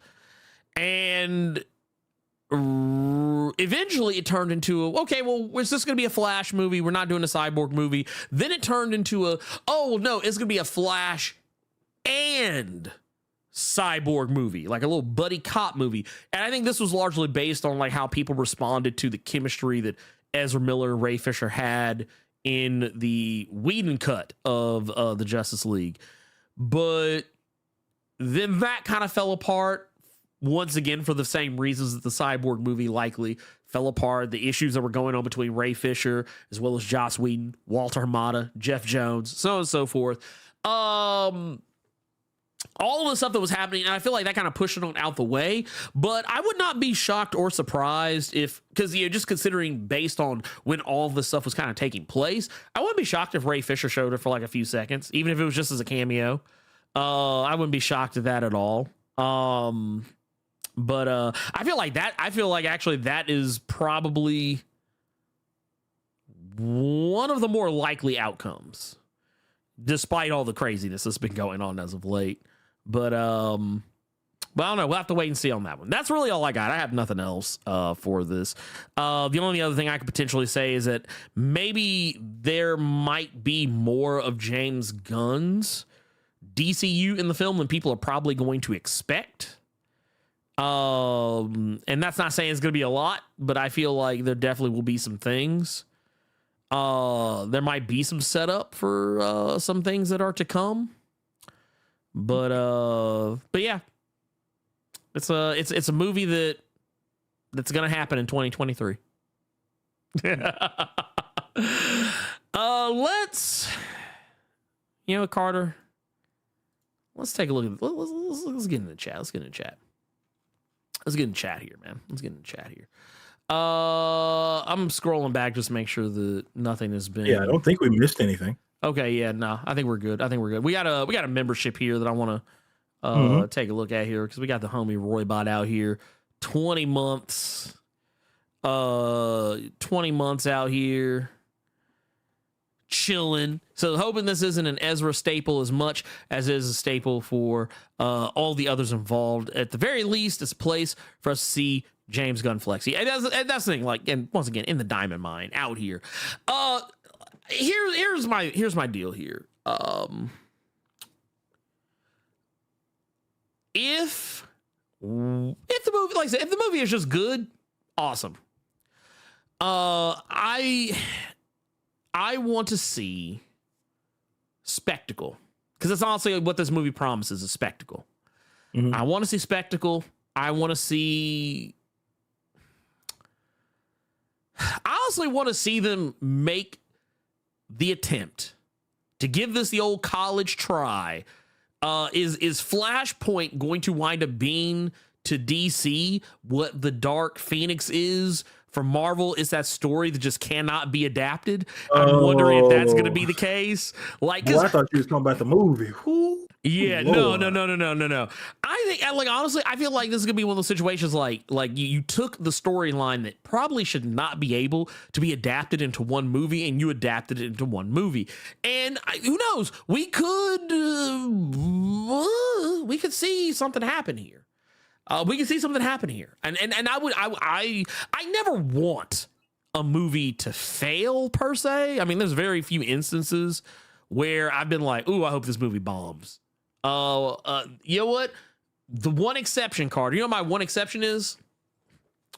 That Gina Carano film. I don't know if you knew about this, but Gina Carano recently had a movie come out last year. It was called Terror on the Prairie. Yeah. I think it went like double aluminum or some shit. Yeah, it went double aluminum.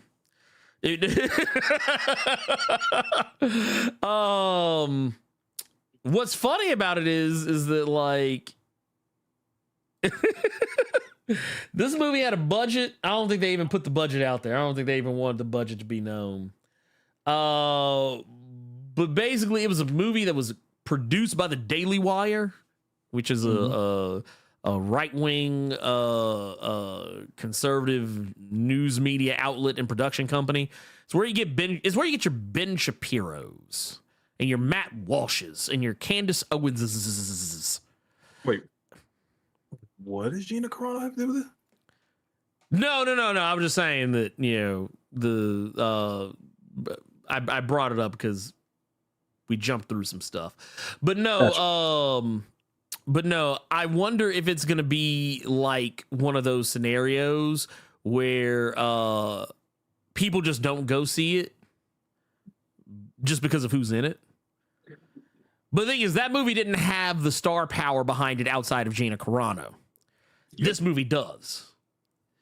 This movie actually has star power behind it, if for no other excuse than Michael Keaton.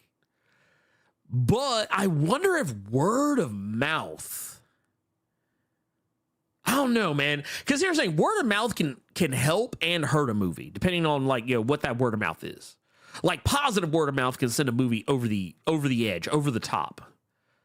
Bad word of mouth can kill a movie in a single weekend. And if the movie is just good, I think people will go see it. I don't know. Here's the thing: I don't think it's going to unseat Spider-Verse. Hell no. Because right now Disney is Disney and Sony are eating at the theater right now. Granted, Sony's eating a little better than Disney right now. Because Spider-Verse came in and kicked the shit out of Little Mermaid. Which, by the way, did I tell you I saw that movie finally? Mm-mm. It was actually really good. I didn't care to, just because I never saw the original. Just because, honestly, it came out at a time where it was like boys rule, girl drool, kind of young Carter, to where I don't want to watch a movie about. I didn't see that. I didn't see Beauty and the Beast until like way later, or it was just I could only see what my folks had in the house, and it was Lion King and All Dogs Go to Heaven. So. Well, the movie that lied to children. Man. Look, but, if all dogs go to heaven, Carter, where them hellhounds come from? Yeah. But yeah, I really don't hear anything about Little Mermaid, to be honest with you. I forgot that was a thing, to be honest. Yeah, it came out. Well, it came out the same week the Fast X came out. Got you. And they kind of like, that was like a counter programming week. Because like your audience is going to go see Fast X and your audience is going to see Little Mermaid, aren't really going to intersect quite as much. But like when Spider-Verse came out, I was like, oh yeah, you're kind of cannibalizing your audience right here. Not to say that, I mean, granted, one's Disney, one's Sony, but I did find it interesting that like Spider-Verse has made almost as much money in 1 week as Little Mermaid has made in 2. So that's pretty wild. I think last I looked, Little Mermaid was like almost $250 million in the box office. Spider-Verse was like 160, 170, something like that, which, I mean, you know, still that's behind, but that's still a lot of money by comparison. And it only stands to make more. But I think Spider-Verse is the film to beat. And honestly, anyone who is telling themselves otherwise is kidding themselves. Spider-Verse is the movie to beat. Plain and simple. It just is what it is. I would dare say that if anything, this might take a chunk. I think they'll get their bag. I think they'll get the money. I don't know if it's going to make back its full $220 million in the first week. I don't think that's going to happen. I don't think that's going to happen at all. But because there is some danger here. I don't know if you've seen this, Carter, but there's actually been rumors this movie might not make its budget back, because they said projections for the movie are low because pre-sales are down. People aren't buying their tickets like, you know, ahead of time as they are for like Spider-Verse and like, you know, Quantumania, so on and so forth. I feel like it'll work out box office. I feel like it'll make a nice little penny. Yeah. I mean, it can't be. We know at least it won't go double aluminum, so we know that much. Let's see here. We've also got LP3 with $5 says, speaking Speaking of guns, DCU, how do you feel about Michael Dorn for Steel? The first issue of the comic was interesting. Yeah, it was interesting. I also, that was an issue when I got to the end of it. I wasn't really sure how the hell I felt about that book because I felt very conflicted about a few things, but like I like where it's going. I like the ideas of it. I read an article somewhere that was actually being quite hyperbolic about it, but when I thought about it, I was like, actually, they're not wrong. And it's like, they're basically were claiming that Steel is pulling some Lex Luthor moves. And it's like, it's not so much that he's doing Lex Luthor moves, it's more that he's just actually that kind of is a Lex Luthor move, not gonna lie. That is something Lex Luthor would do, now I'm thinking about it. But no, I'm here for it. I want to see more of it. I don't know if I would get Michael Dorn to play Steel in a live action movie, but yeah, I mean, like, this was a while ago. Yeah, sure, definitely. Yeah. Do you expect any DCU casting reveals in The Flash? No. I don't think we're going to see any of those. Well, I take that back. We might see some familiar faces. Yeah. I don't think we'll see any new faces. Don't be surprised you see Harcourt. Oh no, I was surprised when they said that we're gonna see people from the Authority in Superman Legacy. That surprised me. So maybe as some like last minute, like put that in there to get people beak wet for this film. So I would say don't be surprised. That man said bring back Shaq. You got to get put in the hole for that. No, we not ever gonna remind people of that film again. Lennox, you got to get put in the hole for that. We're not bringing back. We ain't gonna reference that there. You got to go in the hole for a minute, bro. Damn, that man said Shaq. No, don't do that. Don't do the T self. Oh man, don't put that bad juju on yourself, man. That's a look. Whoo, man. Okay, yeah, Authority. I can see Authority for Superman Legacy. For this, no. I don't know. I feel like any move you make, is going to be, it's going to be tough because I feel like James Gunn's been very closely guarding news about casting. Because I mean, he even said when people were talking about who was going to play Superman, like he was very quick to shut those rumors down. Because he was like, I haven't even started looking. Yeah, like he was like, script isn't even finished written yet. And he's like, have I already cast somebody without a script? Yeah, which just shows you people don't know how the movie industry works. But no, let's Carter, I think we can move on to the next thing. And yeah, we were talking about Spider-Verse here very briefly. So some news came out over the weekend. I don't know, did you see this, Carter? I didn't. So recently it came out that some eagle-eyed fans had noticed some things across Spider-Verse. And when I went back to go see it upon my second viewing, I noticed them as well. But for those who are not keeping up, those who are unfamiliar with what I'm talking about here, is that Spider-Man Across Spider-Verse, and just in time for Pride Month, people were freaking out because people started noticing that Gwen Stacy, aka Spider-Gwen, aka Spider-Woman, aka Ghost Spider, aka sometimes Gwen'em, got to go get them. They said that they noticed that there's a lot of trans iconography surrounding Gwen Stacy, and it's kind of funny because I kind of feel like damned if you do, damned if you don't. Lord and Miller, the writers for Spider-Verse, have not really commented on this at all. They haven't, and I don't think anyone else connected to the film Neither Kemp Powers or Joaquin Dos Santos or Justin K. Thompson have said anything about this, and I don't think Haley Steinfeld has come out and said anything about this either, because honestly, I feel like any answer you give is a bad answer, at least in terms of not confirming what people are desperately hoping for, which I understand. I get it. And I'll just show the receipts that people have put out there. A lot of people have used that a lot of the color surrounding Gwen throughout the movie, a lot of the aura and color in her backgrounds, the color that is literally on herself, a lot of it is pretty much the trans flag. Which, for those who don't know, the colors of the trans flag are white, pink, and is it like sky blue? Or I don't know.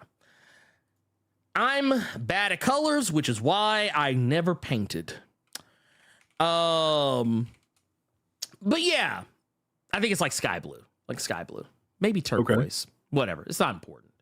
What's important? What is actually important is that people saw this and they kind of ran with it. And, while I'm usually the one to say where there is smoke, there is fire, I will say the one caveat that I'll put on a lot of this is that a lot of the look for Gwen Stacy in Spider-Verse is actually taken from this. Is actually taken from the cover work from like her first solo. Well, actually, no, this wasn't her first. I don't think this was this her first solo story? It might have been a different one. Either way, it's not important. Point of the matter is, it was one of her first issues of a standalone comic, and that's kind of where a lot of the art direction was taken with Spider-Verse, Into the Spider-Verse and Across the Spider-Verse. It kind of goes into that, but that doesn't mean that's not the case. I'm just saying that's a caveat that I'm putting out there. But someone pointed out that on Captain Stacy's badge, there is a trans flag, like just above, like on the upper side of the badge. I will enhance. It's kind of a blurry image, but I can kind of see what they're going for there. Which I'll say I can see that point. Can I ask real quick? Go ahead, shoot. With him being a captain, because I know a lot of military folks do this. Yes. And they have those different medals and symbols and emblems on their suits and shit like that. Mm-hmm. And they're all different colors and the like. Wouldn't that be the case? Because don't they do that with captains in the police force, where they have the different emblems and medals and stuff? And I don't know the colors and what they represent, but it's several different things that are on them. Can't that just be the case? Usually, okay. But the thing is, they're usually not pink or blue or white, or not in that same like, not in that same exact like layout. Typically what you have so basically what you'll have the badge itself, and then they'll have like a little thing that it sits on. Like this was something that I think it was actually on his jacket. This one was actually on his jacket. So ribbon. Yeah. Thank you all. There's like ribbons and stuff like that. But they usually have those sorts of things. Now the other case here is that in Gwen's room, and this isn't surprising. At all. In Gwen's room, it's she has a flag on her wall that says "Protect Trans Kids." You can't see it right here, but I'm gonna zoom in enough, and hopefully I can pull it over to where you can see it. But like up here, okay. Says "Protect Trans Kids." Okay. Now, here's the thing, and this is the takeaway I had with it, and maybe everyone else will have the same takeaway with it as well. I'm not saying none of these things are true, because they are. They're clearly there in black and white. There's very obviously if I go back to the badge, If I go back to Captain Stacy's badge and pull this image up and then immediately pull up this image, it's like, yeah, okay. These are the same. These are the same thing. It's like, that is very clearly at that point when you put them next to each other, it's like, okay, that is very clearly trans flag. Does it mean necessarily that Gwen is trans herself, or that just because technically you see a lot of what I think some people would call woke culture in the movie, because you see that, you know, Miles, he has a lot of Black Lives Matter iconography across not only his room, like on his backpack. You see it in various sections of the movie where he is, even regardless of whether or not most people even notice that it's there. Like I even point out, because it's one of those things I think some people didn't even notice in this scene right here. Some people didn't even notice, you know, that he has, you know, hashtag Black Lives Matter on his backpack. Which, you know, a lot of people got mad about that for, you know, multiple reasons or another. But the thing is, the way I took it, and just based on some of the conversations that are being had about the future of what's going to happen with the characters that are in Spider-Verse going forward, I'm going to tell you why I think it probably ain't the case. And it's probably just her just having that opinion and belief in, you know, protecting trans kids, believing in trans rights, so on and so forth. Because the rumor around the mill is that some of the characters from Spider-Verse could transition over to live action. And I didn't intend the pun there. That was actually accidental for once. And there's been a lot of talk of Haley Steinfeld, who voices Gwen in those movies, to make the jump over to play her in live action, should that be the case. I hate her as Kate Bishop that much. Well, I mean, she can pull double duty. I mean, hell, look what Oscar Isaac is doing. That motherfucker is Moon Knight, Apocalypse, and Spider-Man 2099. Chill out. Look, we got Josh Brolin out here. That motherfucker is Cable. Man, it's Cable and Thanos. Get to your point. You being sick now. But no, I think if it was actually something that was confirmed that, oh, Gwen is trans in the Spider-Verse movies, I think it would kind of be where you would run into some problems with that potential casting news. Because if you go with that angle, then that means you're gonna lose some you're gonna lose some star power, for want of a better way to put it, because you are going, if you're going to go, not only are you lose some star power, you're also going to upset some people. No one's going to be happy. This is one of those situations where it's a decision where there's always going to be one side that's not going to be okay with any of it. So I would just say my message is, if it is true, awesome. If it is not, that is okay too. I have no opinion on it, positive or negative, one way or the other. But I will definitely say, for anyone that is hoping that it is true, taper your expectation, is what I'll say about that. Carter, what do you think?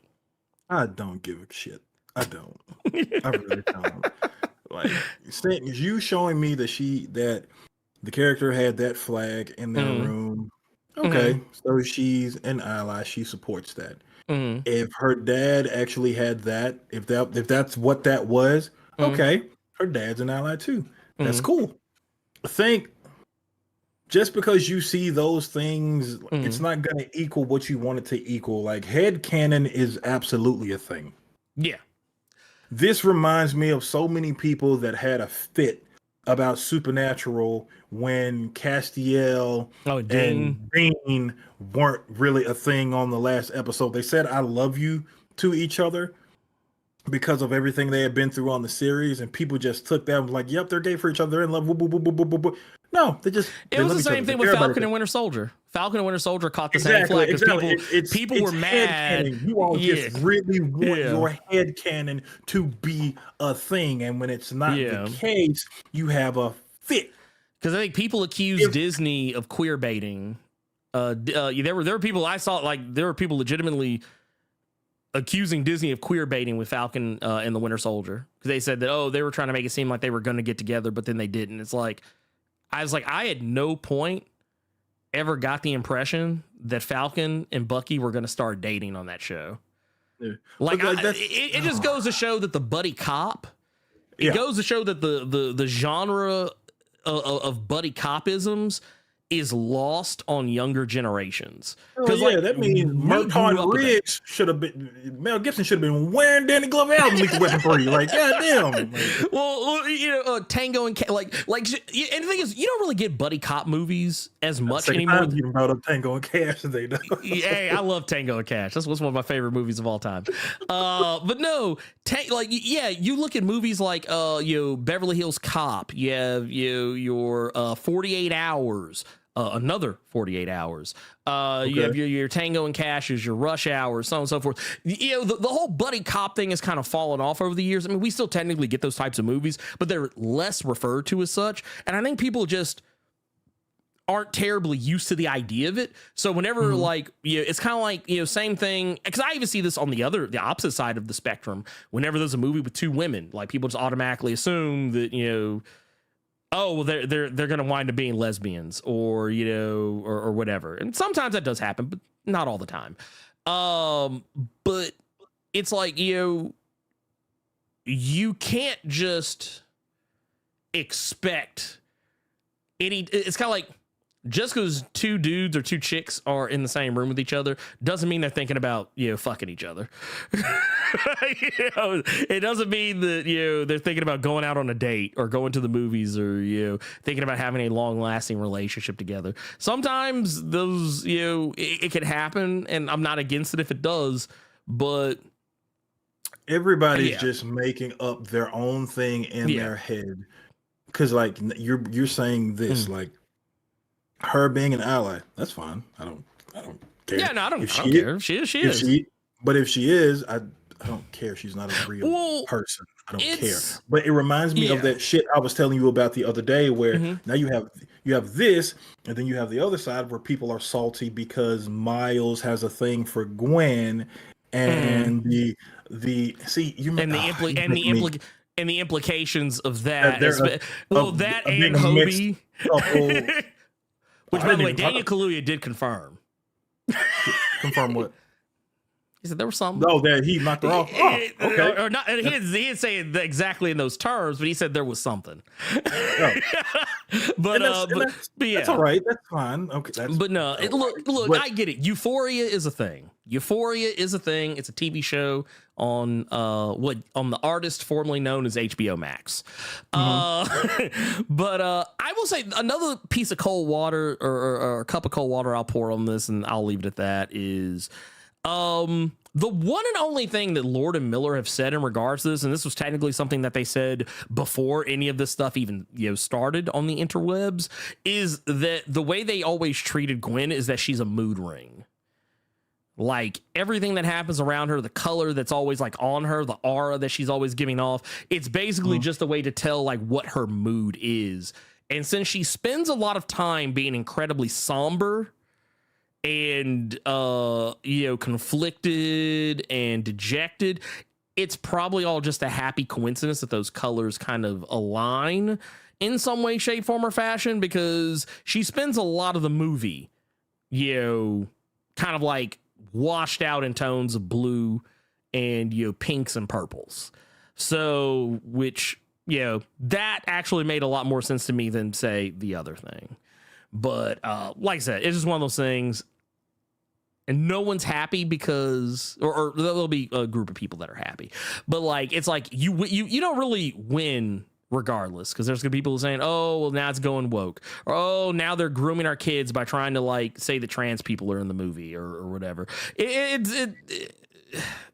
People are, Here's what I say. You have to also say the other side of that spectrum, though. You're going to have people that, with you saying she could just be an ally, now you're homophobic now. So you have to talk about both sides. Yeah. So you have to talk about both sides. 100%. Trust me, it comes from all directions. Which I honestly think is why no one connected to Spider-Verse has talked about it. Or has responded to any of it. And I think that's probably for the best. Yeah. Especially this month. Ernie says if that's the case, cool. If it's not cool, Carter is saying Carter doesn't care either way. People just want to in a way kind of force that hit. Let me rephrase that.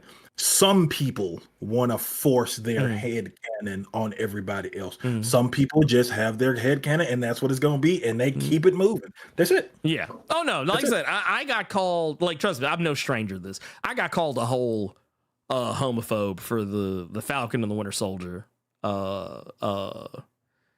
reality check that I gave people when that show was initially coming out. So I didn't know that. You didn't tell me that.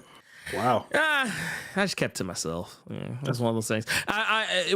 With it situations, ain't even worth having a conversation. Yeah. No, because it's like oxygen. It's like oxygen. You give fire. You just take oxygen away from the fire. It eventually just burns itself out. It was a conversation that happened on Twitter that I muted. I didn't even block the person. I just muted them, and I muted the tweets. I didn't have to hear any or read any more about it. But yeah, that was a thing. But yeah, that's what I'll just say. Since it is Pride Month, and I don't want anybody getting their hopes up or getting their feelers hurt, positively or negatively, try and protect y'all as best I can. And take that information and do with that information what you will. Let's see. And here, let's see, what do I got here? I'm sorry, that made me laugh. Little Great Wall said, I think we need to bring back Tumblr because I feel like a lot of repressed fanfic energy is going to Twitter. Yeah, it is. Here's the thing. I think Tumblr is still active, is the sad part. I think Tumblr is still active. They have a lot of restrictions and red tape and stuff that people have to sift through, so they can't just. I think that was the issue, was people just can't fully be themselves anymore on Tumblr. Gotcha. I gotcha. People can't just let it all out on Tumblr anymore. I remember Tumblr kind of became a cesspool of nudes and lewds and all kind of crazy fanfic. But I mean, hey, I say, go. You know what? I feel like Twitter is. If you're going to do it anywhere, do it on Twitter because, I mean, clearly free speech, right? Elon Musk ain't going to stop you unless you're talking shit about like India or Israel or some shit, or talking some shit about the Russian government. That's the only time he's going to shut you down. So, I mean, yeah, you can throw your fanfic up on there. Nobody will care. There's that asterisk. Hey, that's all Elon. That's all Elon, not me. I'm not the one who spent $44 billion. But anyway, Go Consur's Baby's Father with $5 says, if you want to get technical, Spider-Woman from Ultimate Universe, the Peter clone is more trans coded than Gwen. That is true. I actually forgot about that. Yeah. Damn. Man, I'll ask you that off. Well, no, it's about the Ultimate Spider-Woman. Oh, gotcha. We got Frank Gleason III with the gold membership. Says, don't mess with the canon, just like the movie teaches. I mean, that's another thing, too. I would just, like, honestly, I would say just leave it alone. Make a new character and do with that what you will. We also got another one here from Frank Gleason with the $4.99. Says, if you paid attention to Spider-Punk when he dropped important info, he turned black and white like a newspaper. Yeah, he did. That he did, which I thought was kind of interesting. His whole color layout and all the crazies. Like, I feel like if I just sat and just watched nothing but like a super cut of Spider-Punk on loop, I would probably figure out all kind of weird shit about how and several other people have all said the same thing. If you were a fan of this movie, you have to buy it when it comes out. Oh yeah, just to watch it damn like near in slow mo, just to catch everything. Yeah, because there's too much. There's like too much going on in it that like it's like oh god, wait, what? I didn't see that. Oh wait, hold up, wait, that was in there. Goddamn. We got Jamal Simmons with the 41 months. Says congratulations on the 82.7K subscribers. Blerd Carter, thank you, my man. Thank you. Always out here with the support and the love. That's yes, that way. Him. No, that's all him. No, you might as well. You right here. Yeah, I'm just along for the ride. That's all that brother right there. Congratulations on 82. Yeah, congratulations. I didn't know you were at 82.7. Congratulations, man. Thank you for that. We're trying, man. We're trying. Let's see. We also got from the homie Ellen. What's going on? Says Twitter is the real dark web. It really is. Twitter is.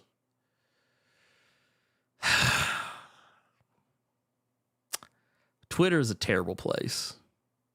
There's some good things that come out of Twitter. And also some of the worst things come out of Twitter. I feel like Twitter is just a place you go, you look at, you treat it like a museum. You walk in, you look, you leave. Don't post shit. Got Roy Bob with the $5 says, why is everyone scared of the idea of Gwen being trans? Miami daughter felt heard here, and it ain't about winning y'all but them. I mean, that's fair too. But what I'm saying is, it's not that it's a bad thing. I'm just saying that if it turns out that that's not what they were going for, I don't want anybody to get their hopes up and then feel like they were sold a false bill of goods. And if it is, then I'm just telling people so they don't feel like it came from out of nowhere.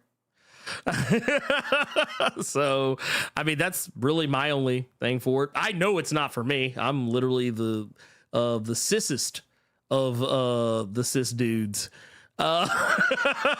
So I have no skin in the game whatsoever.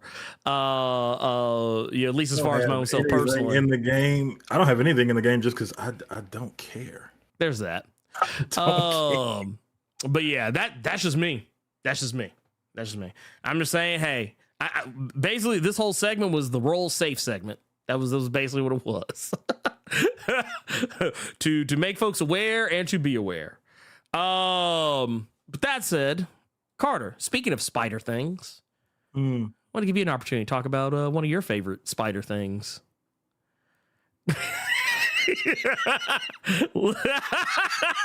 No, don't get shy now. Don't get shy now. I'm not shy, but so what he's referring to, y'all, is, as you can see, the return of the Superior Spider-Man. Now, it was posted by you lovely people in the Discord for me during last week's Blerd Cave because I didn't believe it. I said I was going to ban that dude if he didn't show me some kind of link. But it looks like Superior Spider-Man will be coming back. I believe it said September. I could be wrong. Let's see here. But either way, Superior Spider-Man will be coming back with Dan Slott at the helm. If a lot of you all don't know, Dan Slott has been writing a Spider-Man book. It's just been, how did they used to say it? Adjectiveless Spider-Man. Yeah, it's just adjectiveless, Spider-Man. So which doesn't happen. It doesn't happen very often. Yeah. So how do I feel about it? Man, there are a lot of different emotions. Superior Spider-Man, if you all don't know, that was the book that got me back into comics, to be completely honest. Like Superior Spider-Man, and then I just kind of fell down the rabbit hole of DC, and that's how I found Image and a lot of other books. But am I excited? I'm gonna say I don't know, because come on, man, be hype. I'll tell you why. Back. It is September. Okay, thanks, Yuri. I'll tell you why. I don't know. The last volume of Superior Spider-Man, I fucking hate it. I absolutely hate it. That one wasn't Dan Slott though, was it? That was not. But the thing was, I was somebody who was completely honest when I said that Superior Spider-Man was a really good book, but I'm not going to act like that book didn't have some screw-ups. And that was with Dan Slott writing. I used to tell a lot of people that Superior Spider-Man was really good, but Superior Spider-Man team-up that was getting done as well was damn near a step above a lot of the times when it came to the original run. Do I have that on my shelf anywhere? I do not. I should be ashamed. But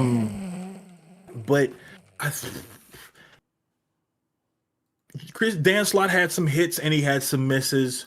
The second volume,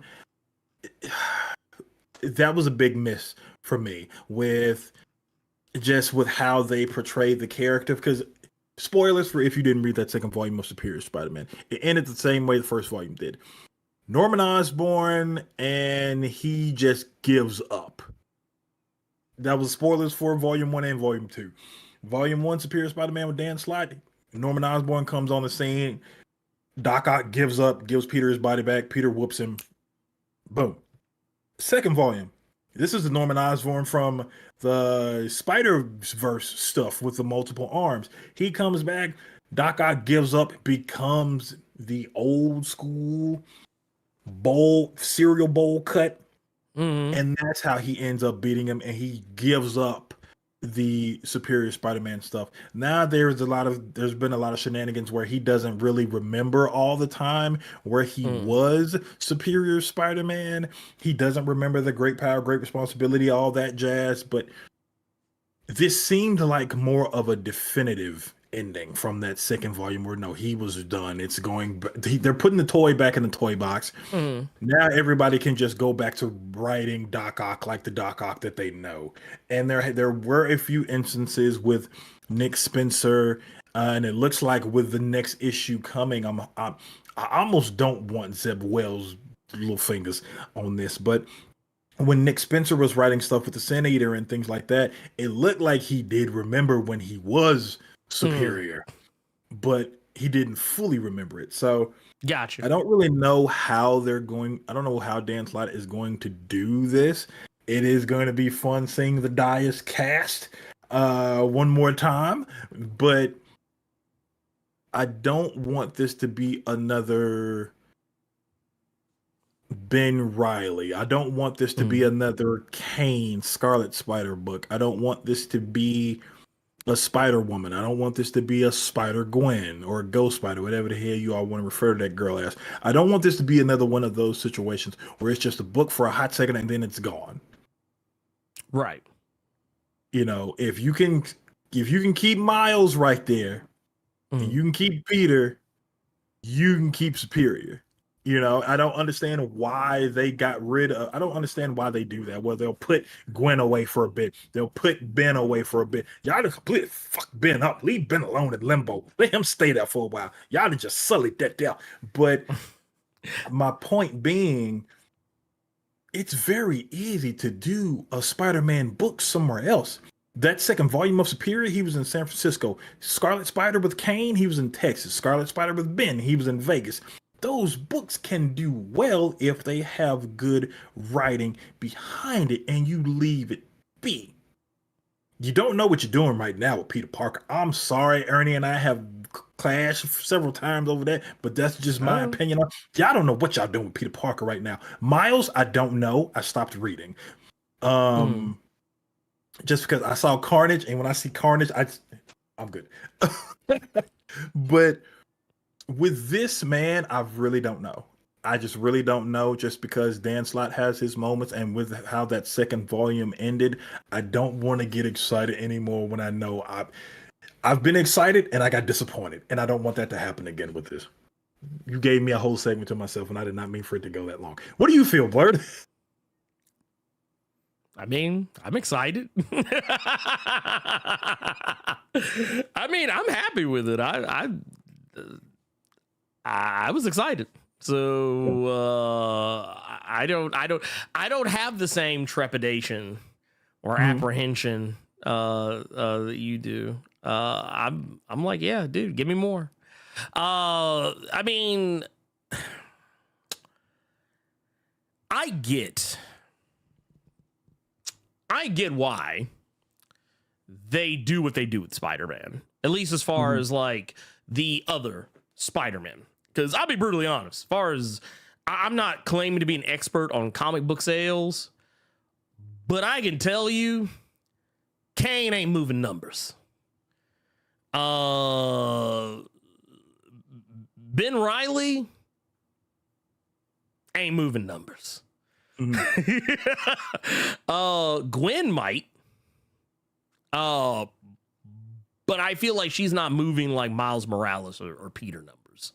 I feel like Miles is kind of like the outlier because Miles is a character that came out to a lot of fanfare and kind of, it took him a moment, but he caught on when he finally like caught on, like he really caught on. Do you think that's the problem with Kane and the Bens, where Miles was given time, Gwen was given time, hell, the first Superior, that was given time because people, that was where Ernie and I both like to clown a lot of you fucking goobers, because that's where a lot of comic book death threats and shit like that started. Was with that early Superior stuff. So do you think that's a problem right now, where they're not giving them your Ben Reillys or your Kanes time, with time and a good writer? Yeah. I mean, I'll definitely say probably more so on the writer part of it, because I do feel like they never put like the big guns on stuff like that. But I feel like it's also fans, like, you know, because I feel like people just don't like, oh, it's not Peter. So you know what it is? It's the Batman effect. It's the Batman effect. It's like, oh, there's this new comic out here that could actually be really interesting, that could like completely blow my mind, but I'm just going to get this Batman I've been getting for the longest time. I'll put this new one back. I want this Batman. I feel like it's kind of that. I feel like it's one of those situations like, oh, this ain't Peter. This is somebody else. This isn't Peter Parker. This is Peter Parked car. This isn't, Ben. Not to mention, I feel like Ben Reilly's got a stink on him anyway. Like I will give you Ben. I will absolutely give you Ben. Yeah, but Ben's got a stink on him. He's got stank on him. Kane in that Scarlet Spider book, it's I like to say that Kane had the Evil Dead effect, where not a lot of it was a really big cult following for that book. I'll give you that for Kane. And with Witch Doctor Son, he's saying what we always say: you got to let him cook. Well, and the thing is with Ben Reilly, though, I feel like Ben Reilly's just too weird. Like, take the spider clone shit out of the. You take spider clone shit out of the equation. I'm not even talking about that part of it. I wasn't even talking about that. I was just talking about the book when he was in Vegas. No, that's what I'm talking about. Like, where it's like, oh, death, and like he died like XYZ 25, 60, 1100 million times, and just like it's like y'all doing too much. Y'all trying way too hard to make Ben Reilly a thing. Ben Reilly is like Fetch. Stop trying to make Fetch a thing. Just stop it. Stop it. And I feel like, and the thing is, I feel like Marvel has given them a lot of time, because I feel like shit, man. Scarlet Spider has had like, or rather, Ben Reilly. He has had tons of comics. He had a run of Spider-Man. He's had multiple runs of Spider-Man to himself. I think Kane less so. Gwen has had several series. But yeah, I feel like people just don't care as much. And I feel like honestly, I feel like you bring up Superior Spider-Man. Like, I remember when that book first came out, I remember people being mad that Peter Parker died the way he did, and that, oh, this is the dumbest thing I've ever seen. And then the book comes out, and then, it took about maybe 2 or 3, maybe a couple of trades worth of books to come out, and then finally people started like warming up to it and be like, oh, okay, I see the majesty here. Now, I could be misremembering here, and you will absolutely correct me if I'm wrong. Mhm. But I believe Marvel had to spoil it themselves because of the death threats that Dan Slott was getting. They did. That the ghost of Peter was in the book. They did. They had to spoil it before it even fucking happened to calm people down. And just kind of going back to Superior, I don't know how much of the second volume you've read, but I read that in its entirety. It I think looked I read like how many issues was it? Was it 10? it had that issue where there was an event going on in it because it was War of the Realms was going on when that book was going on. Sure fuck was. Okay, so I read whatever issues that were War of the Realms. Yeah. And I think that might have been it. 12. At 12? So, I take that back. I read the first 5. Okay. And whatever issues were part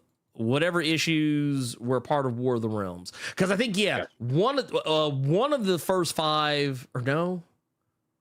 Okay, so here's what it is. I know exactly what it is now. I read the first 8 issues, and then I didn't read anything else after that. Gotcha. Largely because I forgot about it.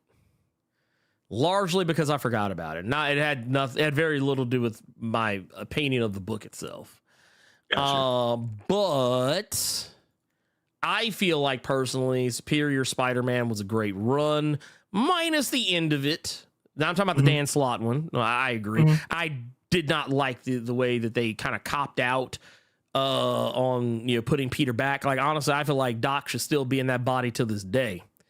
Let these superheroes go somewhere for a little while. But that said, I'm not mad about it.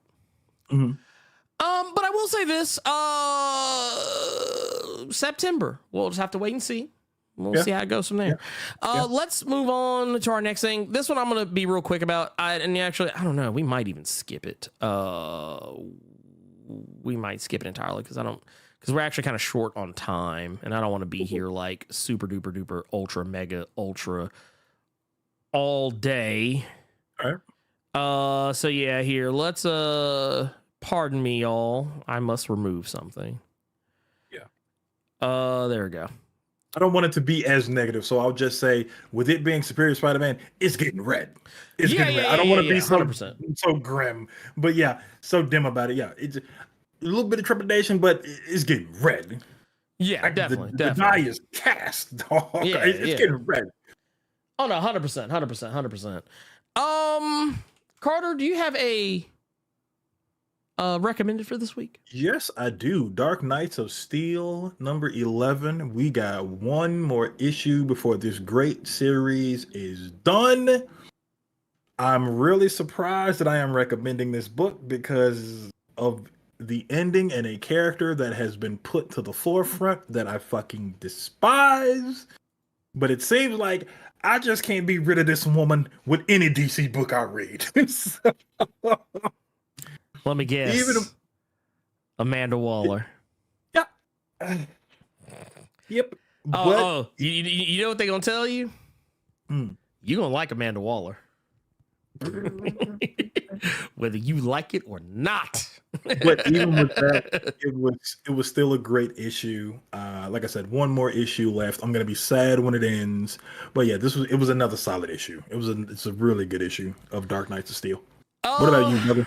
Man, I am gonna go with something that technically I did a video for, and I kind of feel like it's cheating, but it's okay because I can do what I want. Mine is gonna be X-Men Before the Fall, Mutant First Strike, because I did put a video out for it, but honestly, as the more I go back and think about it, the more I go back and recheck my thoughts, the more that I keep thinking about it, I'm like, man, I really enjoyed that issue. I actually, what it is? There's something I didn't say in the video. I wish I would have. Now, with the benefit of hindsight, I like seeing the X-Men do superhero shit. Like one of my favorite crowd chants in wrestling is cowboy shit. And I kind of felt like I was hearing that in my head as I was watching, all of the various and sundry X-Men like helping people. I was like, this is superhero shit. This is what I want. I want to see superhero shit. I want to see people saving lives, getting down in the muck and the mire and fighting the good fight and helping those who have been done wrong. Like, you know what it is? You know what it reminded me of? This was Superman. This was like something you would see Superman do. Mm-hmm. That we don't really see the X-Men do as often as I would personally have liked to see. But I also liked how real the book was because, once again, I'm a very politically dialed in person. So a lot of the stuff that Steve Orlando was putting in this book, immediately, I was like, oh, I see what you're doing. I was like, I see what you do. You ain't slick. I was like, you ain't slick. As I could tell, Steve Orlando had something to say. And I also like seeing characters we don't get to see used very often actually get used for something. Even if it's just whistling. Yeah, Carter, did you ever think you'd see Ice Cream in a comic book in 2023? I hadn't read it yet. I had it opened, but then I started reading Immortal, and then I got mad at Immortal. So I just didn't want to read any more X-Men than that. I almost recommended Immortal, but I was kind of mad when I got to that book too. I was like, guys, I almost wanted to throw something at Colossus, but I knew he wouldn't feel it because he just turned metal. You soulless Ruski. But no, that one's mine. That one's mine. Let's before we get into our questions from the Discord, let's get into, we got some stuff in here from the chat that I want to address before we move on. And that is Chi-Town Dan, the Night Skin King. Let's start with Chi-Town Dan. So Dan Slott hits more than he misses. So I say let him cook. Yeah, no, I agree. 100%. I feel like here's the thing. Dan Slott, I put Dan Slott in, and honestly, a lot of other writers that have been writing for as long as Dan Slott, I put him in the same category. It's the same thing I say about Brian Michael Bendis. Everybody likes putting the Brian Michael Bendis is just the worst writer on earth. But I guarantee you that some of your favorite stories were written by Brian Michael Bendis, whether you realize it or not. Dan Slott is the dude. And if you tell me, say what you will about his Fantastic Four. Say what you will about his Fantastic Four. Fine. But go read a She-Hulk, which is great. Read a Spider-Man, which is great. Man has one of the most iconic runs on a superhero ever in the history of ever. And it's like, dude's fantastic, man. Just let that man do his thing. His Iron Man wasn't particularly great. But to be fair, I just felt that it was because he was tired from carrying the Marvel Comics imprint on his back with that Spider-Man. He was tired. He needed a break. So they said, hey, man, go write Tony Stark for a little bit. You ain't even really got to turn nothing good. Ain't nobody going to buy this book, no way. Because folks don't buy Iron Man. Let's just be real about that. Anyway, we got another one here from Vampire Hunter Greg with the $5 says, Ernie, did you catch the Shin Kamen Rider movie? It was really enjoyable. You know what? I still have not gotten a chance to watch it. And you know what? I think it's yes. So this lets you know that we have an embarrassment of riches right now when it comes to Kamen Rider. Because I wanted to watch it. I think I'm actually going to find a way to sit down and watch it here before too long. I think actually, no. You know what? I think one of my theaters is actually going to have it.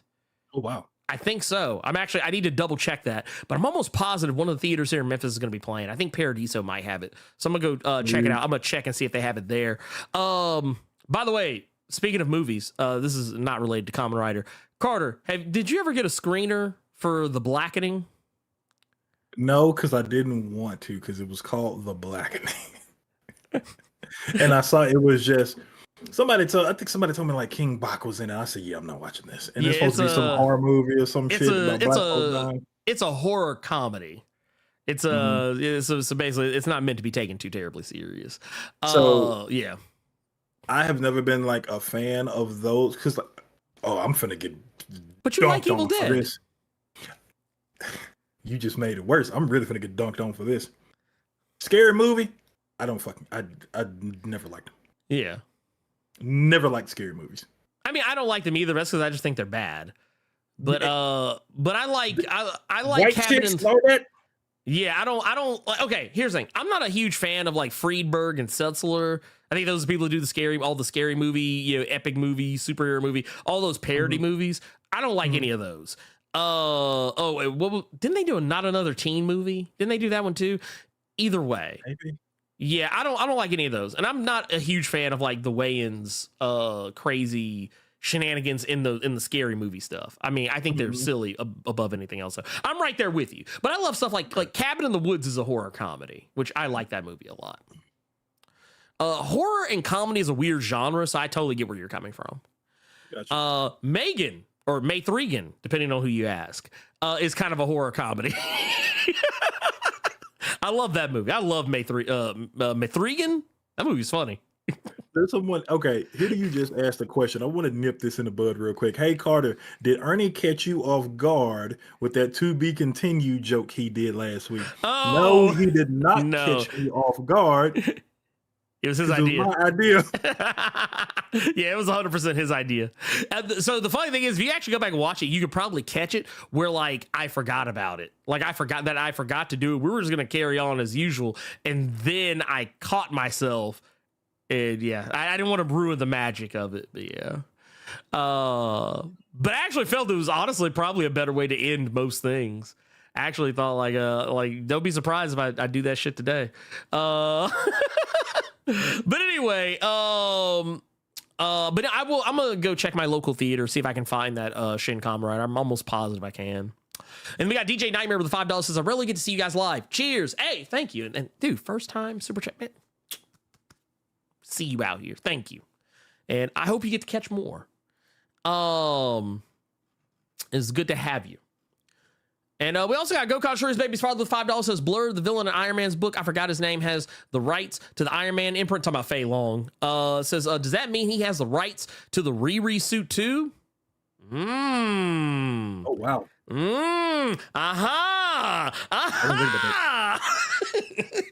He might just, because technically, well, I'll tell you what, no, he probably doesn't, because he would have if Riri still used the original suit that she had, because the original suit she had was reverse engineered from his suit and then, or from his tech, and from actually one of his armors. And then the second suit that she came up with was made from Stark Tech.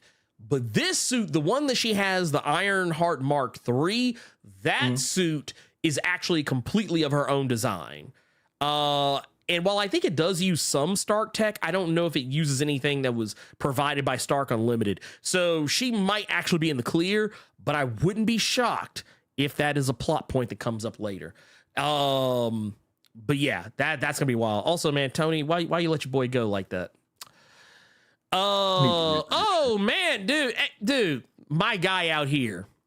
Yeah, I know. I was say that sounds familiar. Right? Yeah, that's what, dude. That's the homie out there, Roberto Blake out here. Those are the. So I'm gonna spill the secret. I want to spill the secret.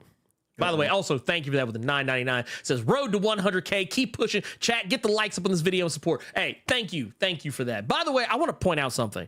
So a lot of y'all probably don't know this. I think I've talked about it before. And anyone who is a budding content creator, someone who is trying to get into content creation to do, and whether it's Twitch, YouTube, TikTok, whatever, I always recommend.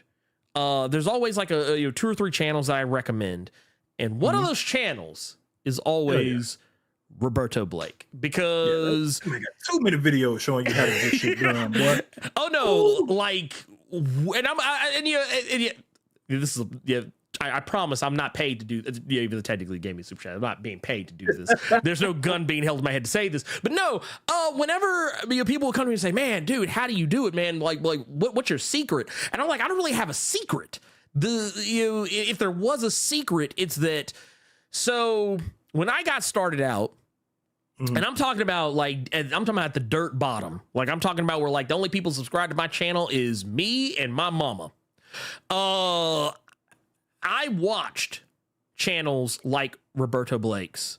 I also checked out cats like Nick Nimmin, but Roberto Blake, his channel taught me a lot about how to get like how to keep things fresh, how to have your own voice, to figure out your niche, to figure out where you fit in, and like how to be consistent in what you need to do. Like his channel also helped teach me that you don't always have to be first to get something out, that like you just have to provide good content. And I'm kind of paraphrasing a lot of things. He'll probably tell you. He also taught me some ways that I use very poorly to to monetize my channel in ways that could make it more successful. But like just the general idea of how to own, operate, and maintain a channel, a lot of those ideas that some of you have come to me and asked, and you'll probably be able to anyone in here who's ever asked me will probably be able to say, yeah, Blerd told me, Roberto Blake. So there you have it. But no, Roberto Blake is awesome. If you are a person who is interested in YouTube content creation, so on and so forth, please go check out his channel, because he's awesome. He's amazing. But yes, thank you for that. Thank you. I feel seen. I feel seen out here in these streets, man. Thank you. We also here. Let's by the way, yeah, please get those likes up, y'all. Please, and thank you. Yeah, we're trying to get there, man. We're pushing. We're on the rise. Let's get there. Let's get to our next thing, though. We got questions from the Discord that we're going to read. And like I said, we'll still do our questions from the chat. But just, we're in a section right now. We're going to be doing Discord primarily. Here we go. Man, we actually have a lot. Yes, we do. Oh, wait. Actually, we have the perfect number. Actually, have the perfect number. I like it. We got the homie Melvin says, what's good, my people? Hope you're living good, eating good, feeling good, and hey, get laid. Hey, y'all. Yeah, hey. Hey. Mind your business now. Stay out grown folk business. Don't worry. Don't worry about what I'm doing. Don't worry about what I'm doing. So here's the question. Are you into video essay? Like, what are some that you have watched and recommend to others? For me, it's Bonsai Pop on You with the Afro Samurai video. Okay. I have to check that out. Video essays are interesting to me because I don't watch as many of them as I probably would like to, and I think it's largely because when people do make video essays, they're usually really long. But if I do put them on, I usually have them on in the background. There's a few people that I watch that do video essays. I'm actually blanking on names at the moment, but I'm actually going back and looking through my my subscription feed and my watch later. Let's see here. I guess while I'm sitting here thinking about this. You know what? Sarah Z is one that I've been watching a lot of lately. She just talks about random things, about stuff that's going on in a lot of the different fandoms. And she usually has a pretty laid back and very pragmatic opinion on a lot of things that I don't always agree with, but I do tend to agree with more often than not. And then there's also Alurinati, who some may or may not know. She's been on the Breakfast Club a few times in the past, and is really awesome, and is also very entertaining and very very informed on a lot of stuff. Carter, do you video essay at all? I've done it once, and it was when everybody was bugging. It was when all of y'all was bugging the hell out of me about fucking One Piece. And I went through, I can't remember this channel, but he does a lot of different anime stuff. But he did one about like just putting every single One Piece episode together in one big video and explaining it to like a classroom full of people. Got you. I cannot remember that white boy's name, but that's the only one. I forgot about one. I forgot about the most obvious one. Vati Vidya. Oh God, I didn't think about him. Yeah, Vati Vidya. For those who don't know, he does breakdowns of all of the different From Software games, whether it's Dark Souls 1, 2, 3, Bloodborne, Elden Ring. I think he did it for Sekiro. He doing Armor Core. I'm like, bro. Yeah, he doing Armor Core now. Maverick, when they put out that first trailer for Armor Core 6, he started doing Armor Core videos. I was like, bruh. So, but yeah, you actually missed one question because I hit check on it because I thought you were about to read that one immediately, but you went to the homie Melvin's. So, got you, Levester. So, yeah, this question is from Levester. Top of the morning, gentlemen. DC animated movies were once top tier. One of my favorites, surprisingly, being TMT versus Batman, but they haven't been hitting. But they haven't been hitting for me lately. What was the last DC animated film you two remember really enjoying? I'm a cheat because TMNT versus Batman was one of the last ones I legitimately enjoyed that I have watched multiple times. Matter of fact, fun story. My daughter, who she was aware of the Ninja Turtles, and she liked them okay. She wasn't like just super duper mega into them. But when I showed her that animated movie was Batman versus Ninja Turtles, whatever, she ate that up and wanted to watch it all the time. So she got more dialed into the Turtles that way, which I thought was funny. Considering that we've literally watched the live action movies together, we've watched the animated ones together, we watched the cartoons together, and I've just learned there's just certain things that she just like, no, I don't give a fuck. She just has to, she has to discover it herself. Is how it has to go. What about you, Carter? Was there what was the last one you that you jibed with? A lot of you all are going to call bullshit on this statement, and you're going to say, really, Carter, out of all of them? I'm being completely honest because I just pulled them up again. And the one that I've enjoyed regularly is Batman Beyond Return of the Joker. And Z, it's that face. That's the only one that I will go back and look at over all of them. And I'm looking at a list of them now, with the Teen Titans Go films and all the different Batmans they've done, Justice League War, Justice League Dark, which we don't ever like talking about. I like the first Justice League Dark. I don't like the second one. Yeah. First one was great. Honestly, Return of the Joker. Okay. I can rock with that. We got one here from Jay Dizzle. Says, comic book confessions times, brothers. If you'll indulge, what is a secret, sensitive comic book confession you can share with us? Like, I secretly like this comic or character, or I've never read X. For me, I had a secret crush in the early 90s and kind of still do for Domino. I don't know if it's that spot or what, but I was swooning, y'alls. I don't ever want to hear about your spot again, young man. You hear me? You all right in there? Are you okay in there, young man? All right? Look. Calm yourself.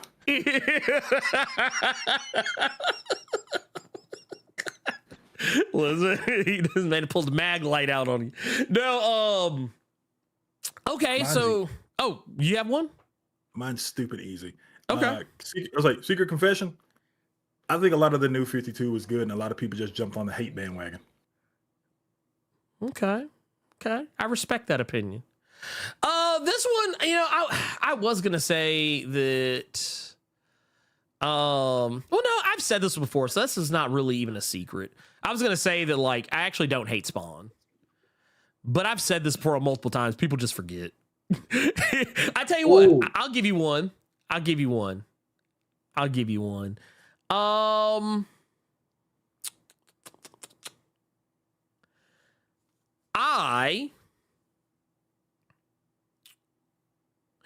For as much as I like to poke fun at people who read like a lot of, like, I always call them like the the titty comics. Like usually the stuff you see that comes from like Dynamite like your Vampirella, Purgatory, so on and so forth, whatever. I actually recently went down a Red Sonja rabbit hole. Red Sonja's not that bad. No, not particularly, but that rabbit hole led me to reading some of the others. Like I've actually started recently reading some of the more recent Vampirella. Mm-hmm. And what's it called? Was it the Sacred Six? I don't remember. I think it was the Sacred Six. But yeah, I've actually recently started reading some more of Dynamite stuff, and I've actually been pleasantly surprised. More so with the Red Sonja stuff. Like I actually went back and started reading like the Gail Simone Red Sonja, which is fantastic so far. See, okay. You're saying good character books. My answer, I feel, was too safe. So here's a secret confession for you. I think New 52 Superman was better than main Superman that you all love so much.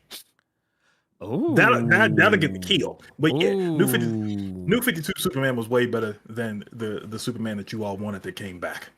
Look, let me tell you something. Carter's opinions are his opinions. I'm joking. I don't give a shit. Let's see. We got one here from Elite X1. Says, you get brought in by Capcom or Arc System Works to advise on a new Marvel vs. DC fighting game. Who are at least 8 DC and 8 Marvel characters you're putting on the roster? Roster will be expanded with DLC later. And by the way, the final boss will be from Amalgam. Ooh, Lord. I go and tell you off rip, DC is easy. DC is stupid easy because it's going to be the characters that people expect, but also some characters people won't. I mean, we've already had Injustice. You could just as easily say you take Batman, Superman out, but why would you? Why would you? Batman, Superman is kind of like, and Wonder Woman, you can't really have a game without those.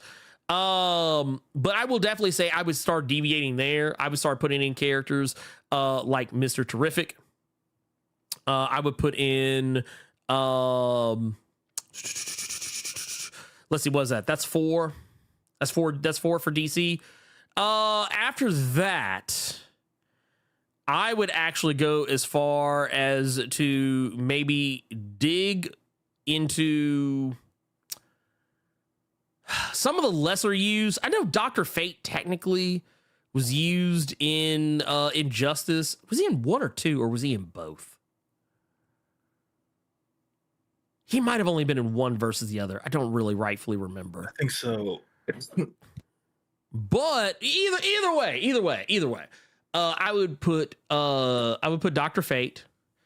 I would also put was it Big Barda? I want Big Barda in there. Go, you are muted. So recently, because Bishop he sent me the link for it. There's a mod in Street Fighter 6 to get Marissa kind of dressed up like Rhea Ripley, which is what I wanted. A Big Barda mod for Marissa in Street Fighter 6. There you go. Give us a Big Barda. I want some Big Barda in there. That would be lit. And let's see here. What is that? Is that what, 5? Give me. You know what? Give me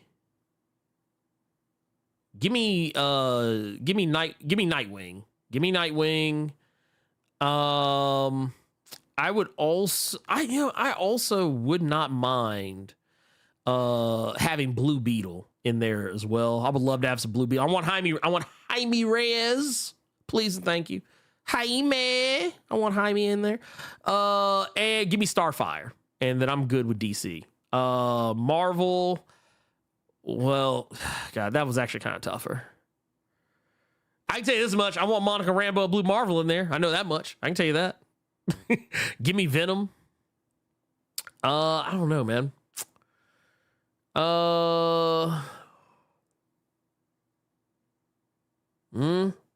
Black Panther. I would like to have Black Panther in there. Daredevil. So that's 5. I'm not gonna lie, Marvel would be like mostly street level. I'm not gonna lie to you. Because I was literally, after I said Daredevil, I was like, oh yeah, and Moon Knight. I want Moon Knight too. There'll be a bunch of regular folks in there.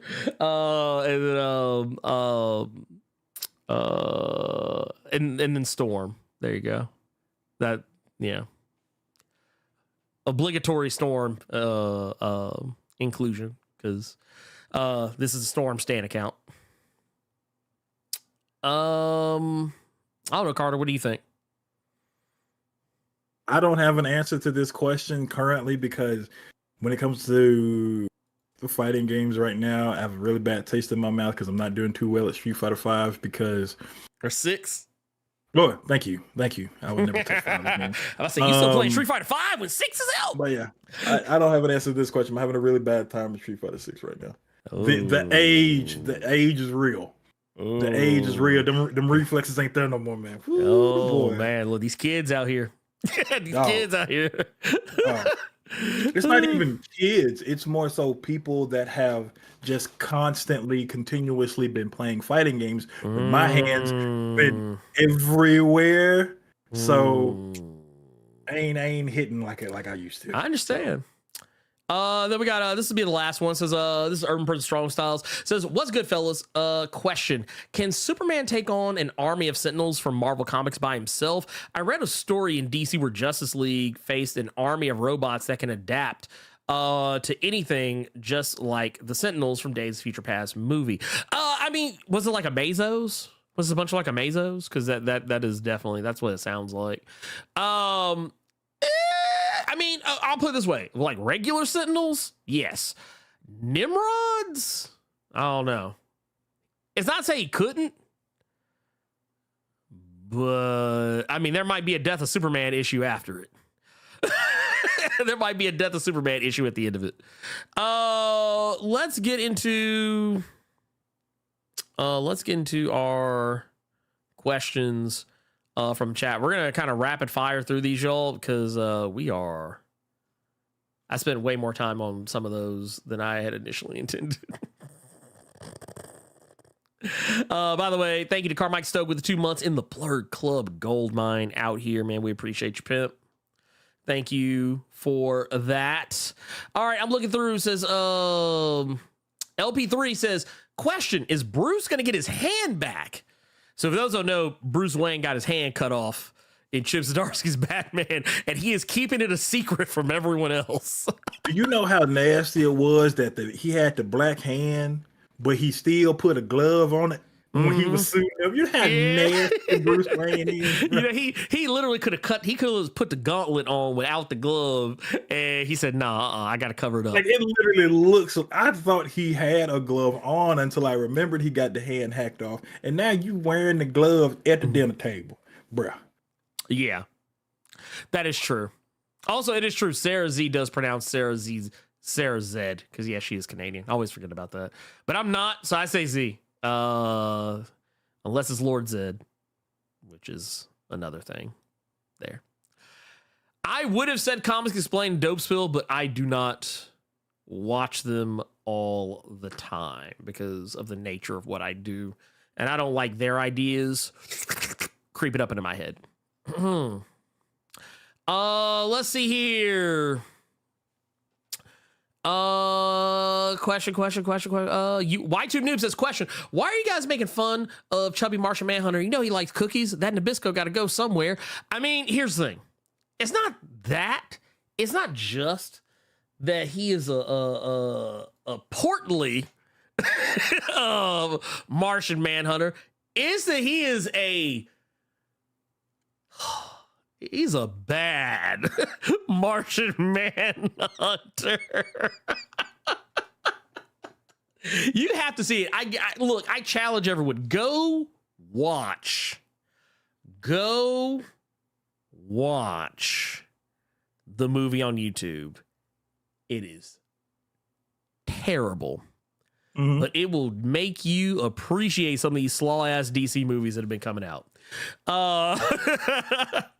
We got one here. This is from Dietrich Morton. Says, has Iceman ever died? I know Storm hasn't died in the 616, but is Iceman? I don't think so. I know he has come close to it, and there have been instances where people thought they killed him, but then like he did the whole like, oh, I melted and reconstituted myself deal. I don't think he's legitimately died before, not to my recollection. Mm-hmm. Not to my recollection, unless you remember something I don't, Carter. I do not. Let's see here.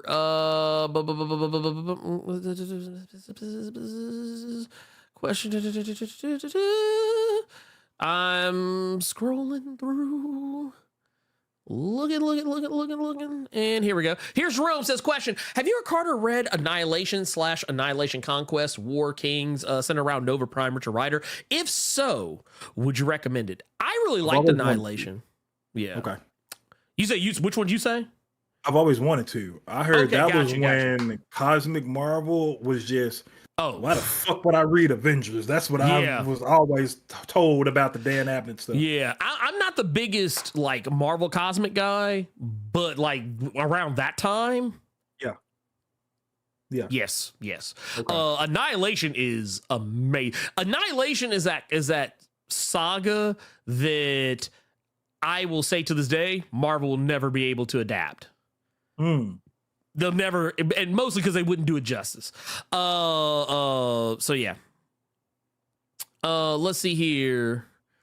I will also say, War of Kings, especially due to like some of the things recently that have been going on with Vulcan. If you want a little more clarity into, like, if you're not familiar with why people treat Vulcan the way they do, I highly recommend read like stuff like War of Kings. It'll give you a very clear idea of why Vulcan is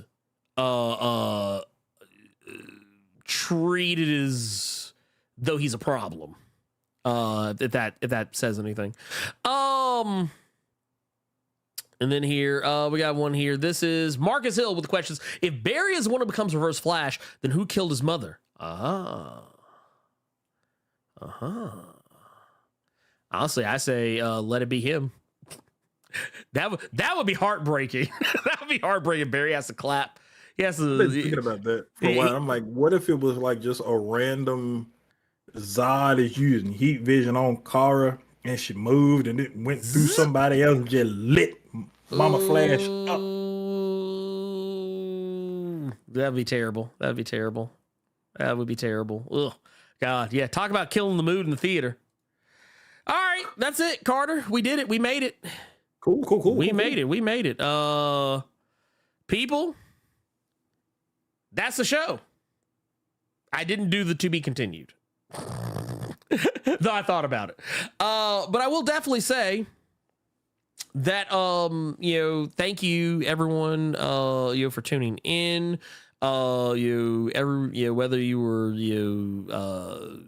chatting, super chatting, what have you. Thank you so much for, hanging out with us and, making this a fun stream, keeping it light, keeping it chill. And yeah, I hope you all are having a wonderful rest of the week. I don't really have any major announcements other than just keep it, locked to the channel. If you want to help the channel out a little bit, take a little extra time, make sure you hit like on the stream. If you haven't done so already, if you haven't subscribed to the channel, subscribe to the channel, help us out here. Also, share, because sharing is caring. Do that. And yeah, that's all I can really ask. And all of that is free. You don't have to pay anything for that. But anyway, with that said, Carter, you say you got nothing. All right. So you know what? So, for Carter Presents, I am the Blerd Without Fear, and Hogan, you can go to hell.